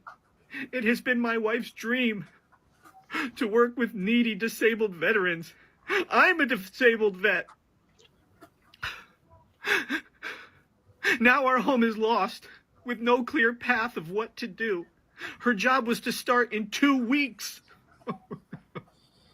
Wait till they We are start the all mass huge Trump deportations. supporters, I'm and I supposed to know feel this bad was an about you? unintended consequence. I'm sure veterans medical care professionals were not the target of this executive order. Please help get this message to the White House so that President Trump can fix this error. Veterans need not be affected because of out-of-control government spending elsewhere. Please help retweet this so Donald Trump is made aware. We need your help. So it's okay to fuck over other people, just not me. That's so sad. Oh, no. I just want to say, we were telling them this through the last 6 years that he's saying all this stuff. He's going to do all this horrible shit. It's going to affect you too, and it doesn't matter if you vote for him. It's going to affect you. And they like, oh no, it's fine. Trump supporters are going to be the one who get fucked over by his policies the most. Yeah. Mm-hmm. You know what I mean? And as mean as it's going to sound, as mean as it is, I'm going to laugh my ass off. And that's where I was getting to. One of them. Because you voted for this, motherfuckers. You want. That's the thing. Okay, some people obviously like Winnie was tricked, in 2016. There's no excuse now. You know what he was, and it's the thing. The stuff he's doing now. He said he campaigned on this stuff. Yes. So you can't. I didn't know he was going to do that. He didn't say everybody except for the people that voted for me. When you put a law like that for the masses, it's going to affect everyone, not just the black people that you hate. It's going to affect everyone. What's so funny about that tweet with the right wing is this idea that like they're an island, and they think they're so rough and tumble individualist, and again they're the biggest takers because their economies suck because right wing policies suck for the economy. And so I'm hoping, because and just like here when Hurricane Sandy came to New Jersey, we were leveled, and we were lucky. We were only out of power for like 4 or 5 days, but there's parts of the state where they're out for 3, 4, 5 weeks. Connecticut, same thing. But all those right wing states, they all voted against aid, even though we vote for aid every time tornadoes blow away houses in Tornado Alley. And all the other places that they live, in Podunkia, we vote for them every time. And now I'm like, if they're lucky, I'm not in Congress, because I'd be like, I just vote no every fucking time. Yep. Fuck you. Cheeto, shut the hell up. Yeah, Trump supporters, they fucked around, and they're gonna find out. Remember, like last week, I sent that tweet from that other guy who was like, "Crap, I prayed for you, and this is how you're treating me. My SSI is about to be cut, and all of this stuff." And it's like, you guys are dumb as shit. Like, I don't understand. Well, look, for me, I would laugh in the fact that they're also calling out to Ted Cruz. Ted Cruz, this is the same guy who wanted to run away to Cancun when Texas was snowed under, the state that he's a senator of. Please. And like these guys will never help you. They don't give a shit about you. None of these guys do. They actually think that they do it should be insulting to your intelligence. You have to be a millionaire for them to be concerned for your needs. If you ain't, then go fuck yourself. They don't even care about millionaires, man. They want people with more than $1 million. They want tens of millions, hundreds of millions, and more. Yeah. Because that's the thing. You could be a millionaire and you're only still in like the top 3%. Yeah. You know. Well, but basically, they want that. If you're going to be a donor, then they'll pull out all the stops. You know what I mean? They'll give you everything you need. Yeah, but if you're not a donor, then unfortunately, this is what it means to be in a free society. A free society means that you have to have the freedom to help yourself, Right. and nobody else is going to fucking help you. Well, this is what pisses me off. Most of my business associates that are also small businesses, most of them are right wing, and I'm like, these people you vote for don't give a fuck about us. They don't care about small business. They care about big donors. Yeah. Well, yeah. Well, I mean, the reason why they're right wing though, because they don't give a fuck about anyone else themselves. Sorry, Benny. No, absolutely fine. No, all I just want to say, like, for me, like, looking in on this, it's gonna be that's why I'm very interested what happens over the next couple of years, because I want to see how that demographic that will be vastly more affected than anyone else, how they're going to react to it. What's their cognitive dissonance going to be like? How are they going to put it all together? Because if they get their mass deportations, and if they get, the end of woke and less rights and gay marriage rescinded and all this kind of shit, when they get to that and they realize, oh, the price of my eggs still hasn't gone down. Gas is fucking expensive. My utilities are through the roof. Everything costs a lot. Healthcare I'll find someone else to blame. Worse, and all of that. So that's what I'm interested to. They'll blame the Catholics. Yeah, they'll blame somebody. They'll find somebody else to blame because Ginger. What happened was during one of Trump's rallies when he was campaigning, is that he had it in the middle of fucking buckwater nowhere, yeah, and there was no public transportation or anything like that. You had to get buses, which he provided for the people at car parks, which are several miles away from his rally, to use to get to his rally. But once the rally was over, there was no way for these motherfuckers to get back. They had to all fucking walk. It was cold and everything. And then you know who they blamed? They blamed the local fucking mayor. They didn't blame Donald Trump, who fucking provided and supported all this shit. They will never blame Trump for anything. Even with Elon Musk coming into the campaign and stuff like that, all these people are, with the H-1B visas and stuff like that, they were not going after Donald Trump, even though Donald Trump sided with Elon Musk on this issue. They're just going after Elon Musk. They don't want to go after Donald Trump. So they'll do everything they can to find someone else to blame for everything Donald Trump does to them. Everything Donald Trump does to fuck them over. And I think that we should end the show. Sorry, Sirius, go on. No, I was going to say, well, the funny, and also, and to show you really how what these people, his supporters, are really all about. So it was supposed to be Musk and Vivek Ramaswamy doing that group, and Vivek was saying the same things that Musk was saying, but he's brown. Yeah, exactly. And he's gone already. He disappeared. He wasn't even at the inauguration. And all of that. My cousin's Canadian. He loves Donald Trump. I already told him, he's Muslim as well. I already told him that Donald Trump wants to ban Muslims. Yeah, and he goes, no, he won't do that because he knows that will affect him. I already told him that Donald Trump wants to annex Canada. Oh, he won't do that, because he knows that will affect him. And if that does affect him, then Donald Trump's already talked about maybe, giving them American healthcare to Canadians, because he says that I've already heard him mention that recently. Canadian in their right mind wants that. Yeah, exactly. They want that socialist healthcare. If you're listening, the funny part about him, your cousin saying that he wouldn't ban Muslims, like he did it already. He already tried that once before, early in his previous term. Mm-hmm. My cousin's also complaining about DEI hires. I'm thinking to myself, you're a fucking DEI hire. You know what I mean?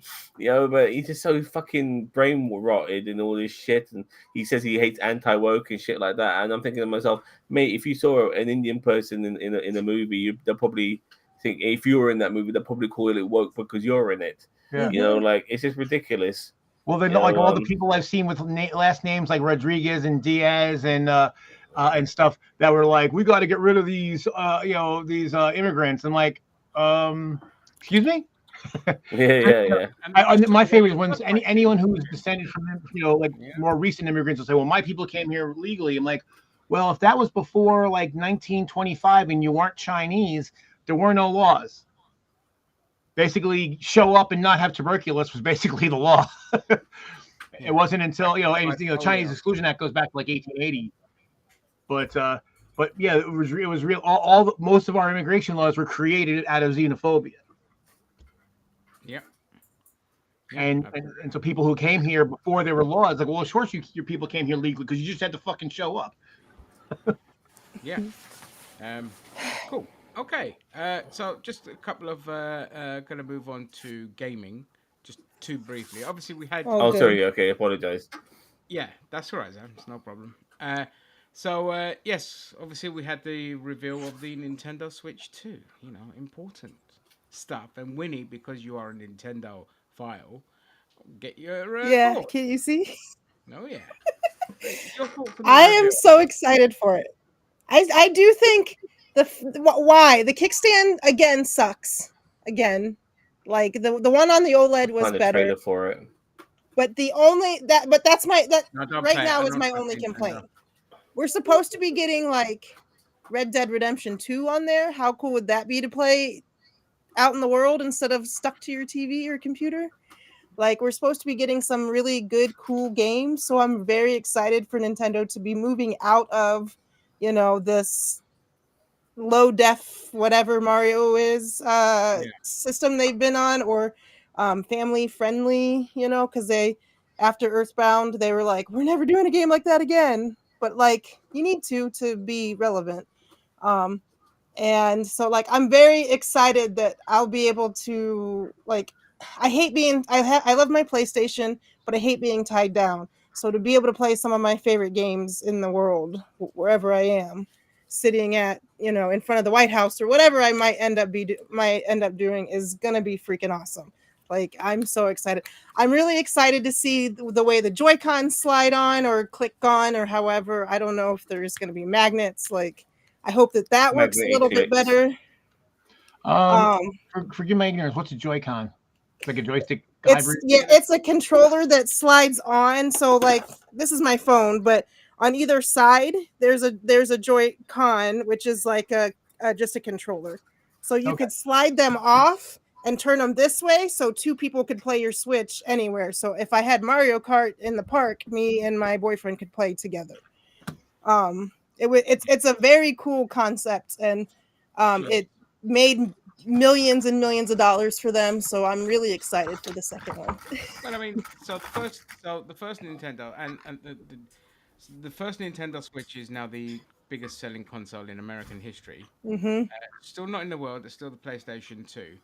But I want to pre-emphasize this with I don't understand why people still talk about Xbox, because Xbox is not even in like they're not the, like, you could say, oh, the top 3 or whatever, but Xbox is like lower than PC now. So I just want to say that They did that to themselves, though, when they said we want to put or Sea of Thieves and whatever other only games on everything.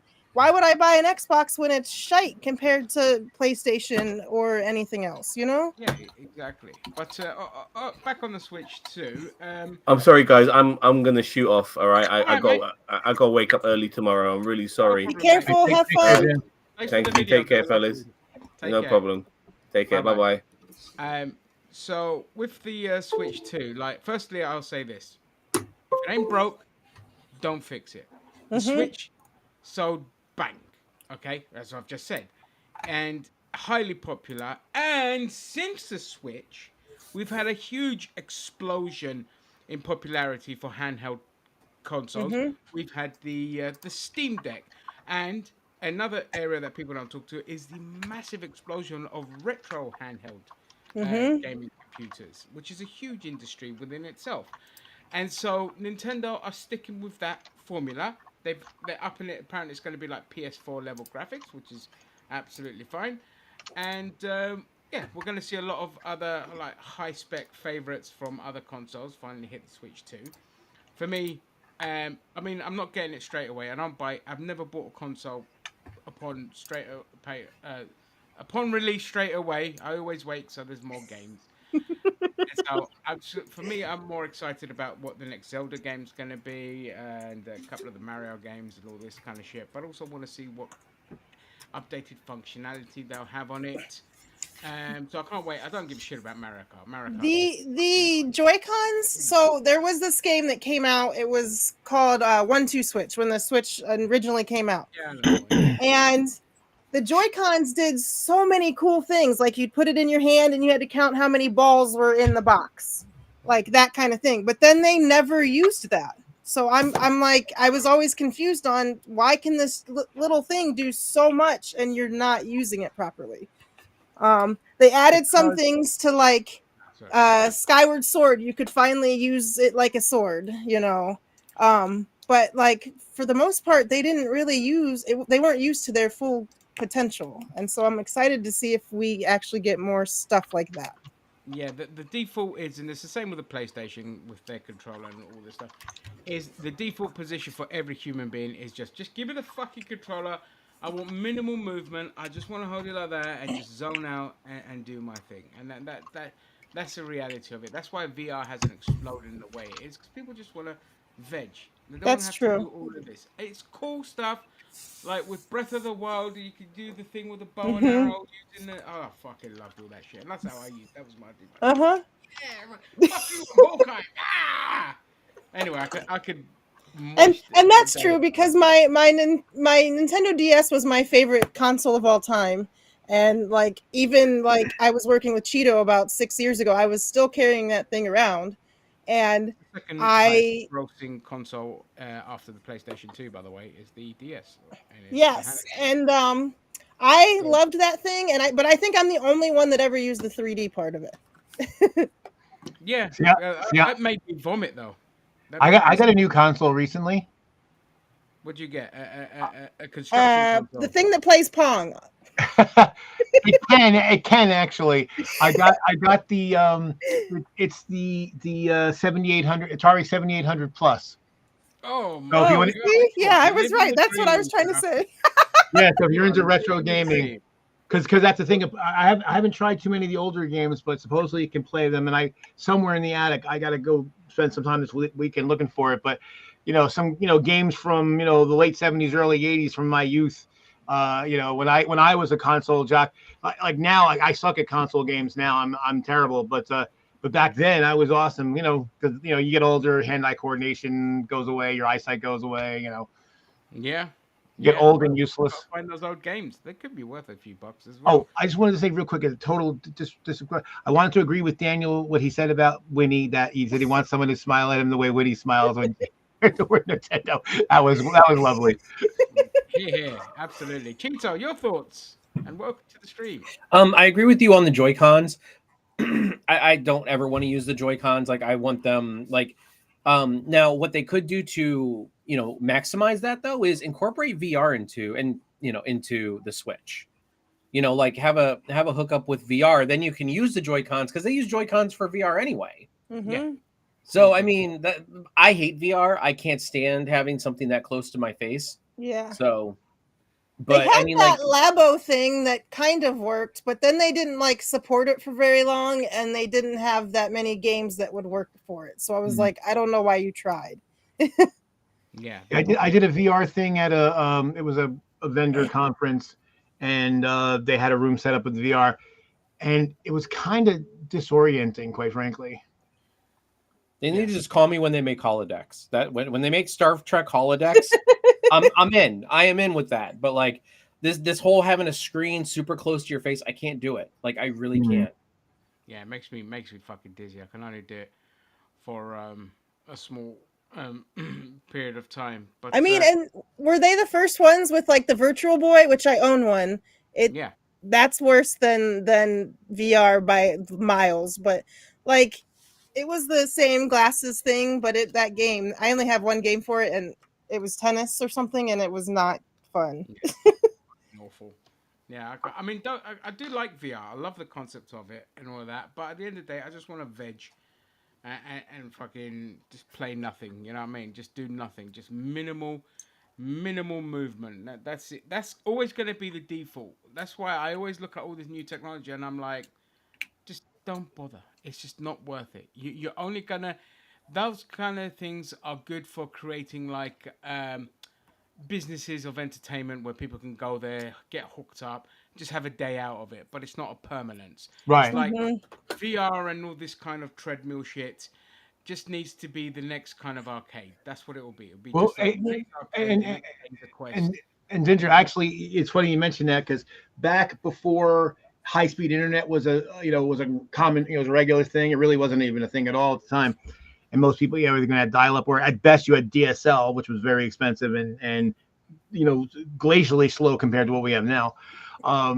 But I had an idea for like a series of internet cafes where each cafe you were was a space station, represented a space station, and the fighters of the space station, as you'd go in and you either be crew on the space station or you'd be crew of a fighter, and then you would have battles against other cafes. So you'd have, so I thought that would be kind of neat, and then that would be kind of VR. So you'd actually be, and so if you're in a fighter, you'd actually be sitting down in like a cockpit and all that. I thought that would be pretty neat. Yeah, for the time that would have been pretty fucking good. Now they just do it on their bloody phones. Obviously, right. Everything's just. That also we've also had the rumor swirling now that the PlayStation 6 is scheduled for a 2027 release, which makes sense because by that point it would have been 7 years since the PS5. I mean, and then we can all just wait to get it until 2030 because all the scalpers are going to get it first. And that's my issue with them releasing a PlayStation 6 so soon. And I know it's not soon, but nobody could get their hands on one until I feel like my PlayStation 5 is only 3 years old, and I was the only one I knew that had one. So there was a lot of issues surrounding it. Because there was a supply chain issue. Obviously, we had COVID at the time as well. And you just sound like you are making excuses for capitalist dogs. There was also, the volume of PlayStations made was not enough as a result, and because of the component issue, so they weren't able to get too many PlayStations out, and it just made it easy for scalpers to get a hold of. So you won't get that issue with the PlayStation 6 unless we have another pandemic, which is always a possibility. Well, especially with Trump and all. A capitalist dog. Yeah. So, I'm not surprised. I'm waiting for PlayStation 6. I'm not excited. I've got the PlayStation 5, just sitting there. I've only now just started playing Harry Potter. Not Harry Potter. It's amazing. Dude, Harry Potter loves that too. So yeah, it's great. Loving it so far. Which game is that? Hogwarts Legacy. It's really good. It's better on other consoles. If you have a Switch, don't get it for that. It's not as great. No, it's not great. It's hard I have to it on see PS5. It's so good. Yeah, my wife has that on PC. I have it on both. Right. It's a great game, but like I said, I only got my PlayStation 5's only a year old, and it was a deal that was too good to fucking miss. It was like £400 with 6 games, and one of those games was Lego Star Wars Skywalker Saga, which I love, Hogwarts Legacy, and a couple of other games as well. I was just like, yeah, I'll take that kind of thing, but it's just there, doing nothing really. So with the PlayStation 6, I'm not excited. I don't know if people get excited anymore. By the time the PlayStation 6 come out, more and more people are just going to end up on PC anyway. And just what's the other rumor that might help Sony is that they're also rumored to go and be backing into the handheld market, which will be good. And it's because their PlayStation Portal thing sold really, really well. And this thing's a piece of shit that you need to be connected to Wi-Fi in order to access your PlayStation. It's not a handheld that has its own games. But because it sold really, really well, they're going to look to the handheld market. And I think they'll be wise to do that, especially now where they're even more popular than ever, their handhelds. So what were your guys' thoughts? Would you get a PlayStation handheld, the new one? No. I have a Stream Deck. I have a Ally Rogue or whatever, Rogue Ally. That's enough. It's not going to be more powerful than either of those, and I revamped my Stream Deck, so... Yeah, I mean, with the handheld stuff, it's you've got very few people that can... You got very few people that can do the handheld right. I think Nintendo's always had the good handheld. PlayStation's never done well with handheld. I'm sorry, the PSP and the PS Vista, I barely played those, and I could already tell by barely playing those that they just weren't good. PlayStation needs to stick what they can do. I know they are desperate to get into that mobile market, that mobile console market, but it's just not going to happen for them unless they do something revolutionary, and I don't think they're going to do it. The thing is, though, the Vita and the PSP have been they were very loved by the fans. Like they did do well, but not well enough numbers for it to be sustainable. Well, they And didn't. They only put like 20 games out on it, and then after that, they stopped supporting it. So it was like, yeah, well, how could I love this anymore anyway? Right. exactly. But the PSP, I love the PSP. I thought it was fucking amazing. I had loads of games. I was one of the first people in this country to have it. Why? Because when I was in Hong Kong, it was out. It came out when it was in Hong Kong, and I Nice. got it for peanuts. It was like £100, which Wow. is at the time would have been £1, $2, about $200 at the time. But even that's just fucking nothing. That's what it cost in the UK. It was ridiculously expensive. And that's the Mhm. other thing that Sony had going against it is this pricing. And that's another reason why the PSP failed, even though it was a brilliant bit of kit. But Nintendo is always going to be the dominant market in the handheld, and they have a lot to compete with. And now, with even more handhelds out there, like the retro stuff and the Steam and all this kind of shit, so, I don't know if Sony will do well, but they're right to try again. Well, and what you said about price is an important thing because you figure when you can get, it's not you're not going to have a high end gaming ring for $600, but you can get a competent PC for $600. If the console price is anywhere near that, you're better off with the PC. So you have to there's a certain slot for the mobile consoles and for home consoles and all that, and you have to be in the right slot. And if you're not, you're just going to lose to somebody else. The only reason I like consoles a little bit more is because I can sit in my bed or on my couch and play them. Like the gamer chairs or whatever get annoying after a while, and I just want to veg out, like you said. So that's the only reason that I even have consoles. If you have a big TV and wireless mouse and keyboard, that's true. Yeah, you don't need to enable me any more than I already am. Like what I've got here is one of these tables that slides under, the bed Mhm. or that. It's a long thing because I like being mobile and versatile because I need to move around a lot. Mhm. And this is a gaming laptop, and I can play like brand new games on it, so it's very powerful. But I still prefer the console thing. I don't know why. I never used I used to be a PC whore, but then it got to the point where it was just too expensive to keep up with updating shit. The graphics cards. Yeah, so I just reverted back to a console, and I've just been stuck there since. But And that's kind of why I like consoles, is because yes, you can keep upgrading your PC and you'll still have the same rig, but by the time you do all the upgrades, you're just basically buying the next console anyway. Exactly. And that's why I've never, I do have a gaming laptop for gaming stuff, but it's just like I've always just bought like the next PlayStation. And obviously I'm not going to pay for the scalpers, but like I had a PS4, I had a PS5, I've had since PlayStation 1. I've just upgraded because I really feel like the difference in price is marginal. And honestly, the quality, the only thing is like when you have PC exclusives, that's when it's like, okay, well, but 9 times out of 10, they start releasing those eventually cross-platform anyway. And I'm willing to wait. And there's nothing like looking at where my TV is sitting, my cupboard thing, and seeing PlayStation 1, PlayStation 2, PlayStation 3. You know what I mean? It looks so nice when all of my consoles are all plugged in and all nicely taken care of.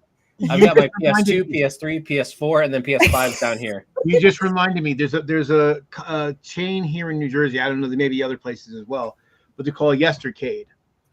And so they have a whole bunch of the older arcade games, all the stand-up, cocktail, all that. But in addition to that, they have these stations, these console stations, and they've got NES, all the PS, all the Xbox, all of them. And you just go and you just pick, and the thing is, you pay by the hour. So you just pay for the time, and you can sit, and they've got all the consoles and all the games, and you can just play whatever the hell you want. That's really cool. Yeah, so it's really neat. So and the thing is, it reminded me, because when you described the setup, it sounded like kind of like what they have at this place too, where they have this big kind of big TV and all the consoles in little cubbies. Yeah. Yeah. I'm old. Yeah.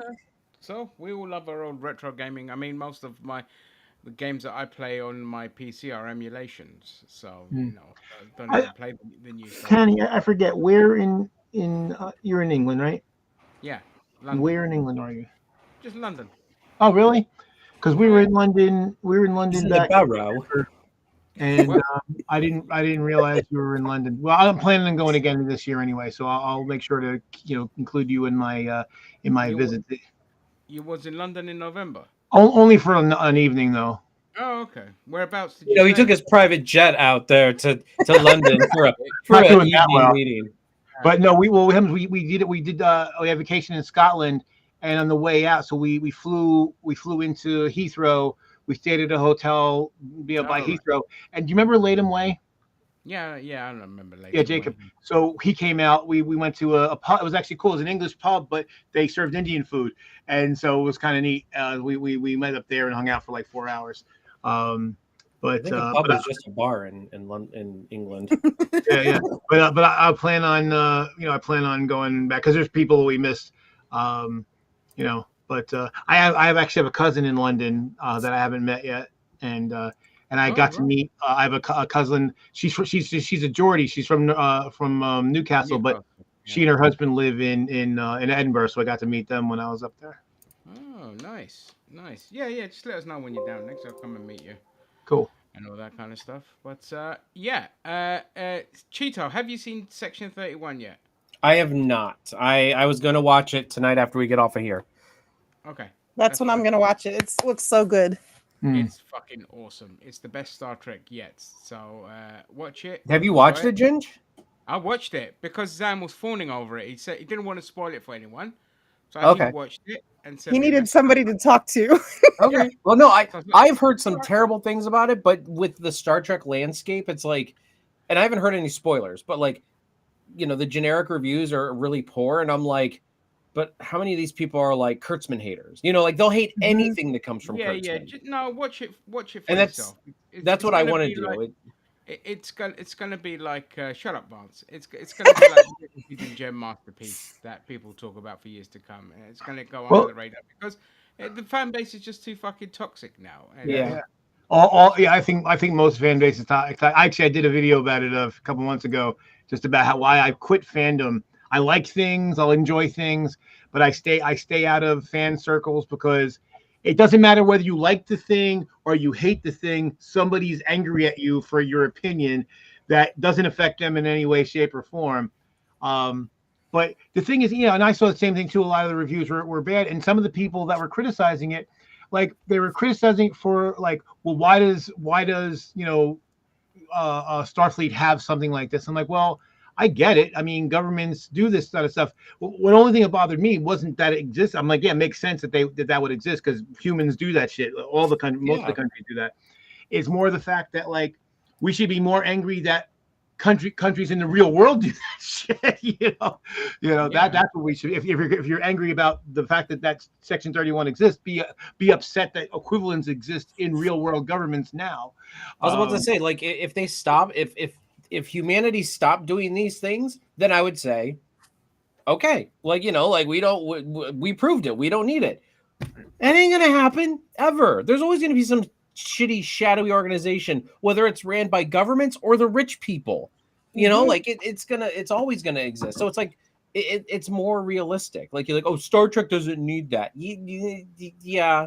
Something needs to defend Starfleet's interest. You can have Starfleet that's like all like cakewalk and roses and unicorn sex all day, but like you just behind the scenes, there's a lot of mechanics going in to kind of keep all that illusion. Yeah, you can't just leave that open because yes, the Federation may be a utopia, but there are always enemies of that. The Klingons, the Romulans, the Cardassians, they all want to tear that down. It's almost like people coming into a certain country and just wanting to tear it down from behind the scenes. I wonder where that might be. Well, it's like what Winnie said, earlier about, having guns, right? She's of the left, but she's like, hey, there's some bad people that might want to hurt me. So, I might. Nothing like that, is it? Yeah, no.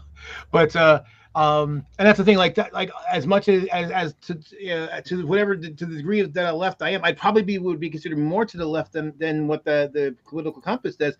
But I'm also a bit of a interventionalist and hawk, because again, I know that sometimes you have to kick ass. Good God, no. America should never be allowed anywhere near a country. It's never helped. It just steals resources. Well, most of the time you are correct. The only time you were the good guys was I like think we World War really, II. really think we need to liberate Britain. You know, like Great Yeah, Britain needs give us that liberated. healthcare. Give us that We US are bringing you our health care whether you getting like that it or anyway. not. Yeah, Or absolutely. as George Carlin said, go in a place, knock it over, and give them a little industry and move on. Yeah. That's what the British Empire did. It's like, oh, we gave them trains. We gave them trains and homophobia and completely destroyed their own kind of socio political Economics views on life. No, and indigenous culture and yeah, all their kind of work views on everything. But we gave them fucking trains. Shut up. Listen, that's how people defend like the British Empire. They're like, okay, what about the concentration Hey. camps? We fucking invented that. Hey, and you set up museums in the UK that people could come visit to see the stuff from their own country. Dan hit the nail on the head. We don't have oil. If you don't want to go to Egypt and see the stuff, or in Greece, just come to British Museum up the road from where you live, and you can see it. We totally borrowed it for you. Yeah, you know, Slightly borrowed. slightly borrowed indefinitely. Permanently, Yeah, you know, but just come and enjoy it, and all of this. So Dano Vance Zam is in bed, but he has to have a good wank while watching World's Gone Insane. You know, that's just a part of his nighttime routine. Absolutely. There's nothing wrong with that. Good. It's healthy. Keeps that prostate in check. It's all good, baby. And I think if more sexy looking people. Yeah, there you go. Exactly. And I think if more people did that, there would probably be a lot less violence in the world. Yeah. What, watching World's Gone Insane? No, I'm pretty sure there'd be more violence. No, the wanking part. Just turn on World's Gone Insane, have a wank, all your problems are solved. You might turn your socialist along the way as well. You never know. And we might make you like the PlayStation 6 and want to buy that. So consumerism in there as well. We cover all the bases. And on that note, I'm going to bring the stream to an end. Tomorrow, we have a new addition to our multitude of offerings in terms of videos on NerdTube. Please, Winnie, if you would like to plug yours and Cheeto's new show. Yeah, so tomorrow is going to be our second episode of Nerd Relationships. We're going to be talking about some fun stuff on there. And then it's going to be, from here on out, it's going to be a bi-monthly show for now. But we're going to get canceled because we put bi in the name. Oh, damn it. Shit. What's your I don't know how to fix that. What's your channel name? Nerd Relationships? Yeah. Ah, cool. Like relationships. So the point of the podcast is basically to talk about how we're nerdy and we try to be in relationships and how some have been good and how some have been bad and all the things. If you've gone to a con and we're in a relationship, you know, just whatever. Being in a relationship and being a nerd. Oh yeah, and maybe not even like it being evenly yoked nerd wise. Like, you know, like one's a nerd and one is not a nerd. How did that go and stuff like that? And so I converted my wife into a nerd. That's interesting. So we actually went to a con in Philly over the weekend, and if you're familiar at all with the Redbox D&D, Frank Menser, who created that, we got to play at a table with Frank Menser GMing, so that was fun as hell. That's really cool. D&D, play a real game like Call of Duty. God damn it. Jesus Christ. Kidding. That's really you nice. know, I don't think she's probably a real nerd. I think she just likes the D, man. I think she's just doing it for that. Oh my Jesus. Anyway, it's tomorrow at 1 p.m. Eastern. So 1 p.m. Eastern, that's 6 p.m. UK. Yes. For nerd relationships. And yes. Cheeto rejected my idea of talking about the best kind of Final Fantasy VII butt plugs to be used in a relationship. Oh, but, no, that's for our Patreon, our private collection. Yes. Oh, okay. That's okay, Nerd good. Relationships After Dark. Oh yeah. NAF or NAD, baby. NAD. Nads. That's more. more. It's actually the NerdTube channel. Okay. Yeah, it'll be on NerdTube. Channel. It's just like World's Gone Insane comes up on Yeah, Friday. I found you guys here. You got it, yeah. Fantastic. So yes, do please tune into that. We will also be doing Section 31 review. I'll also be included in that. Ooh. Yay. Coming into the thing. So I don't know if you guys want to do that after Nerd Relationship or Sunday. I'll leave it to you. Whatever, just let me know, and I'll pop in on that. And on that note, thank you to everyone that joined me on the panel. We had a full panel today. I love it. And thank you to all the commenters that came in and gave us hell or whatever else. I love it all. I'll take it. And on that Or got note, blocked and unsubscribed. Thank you for coming. yes. And we beat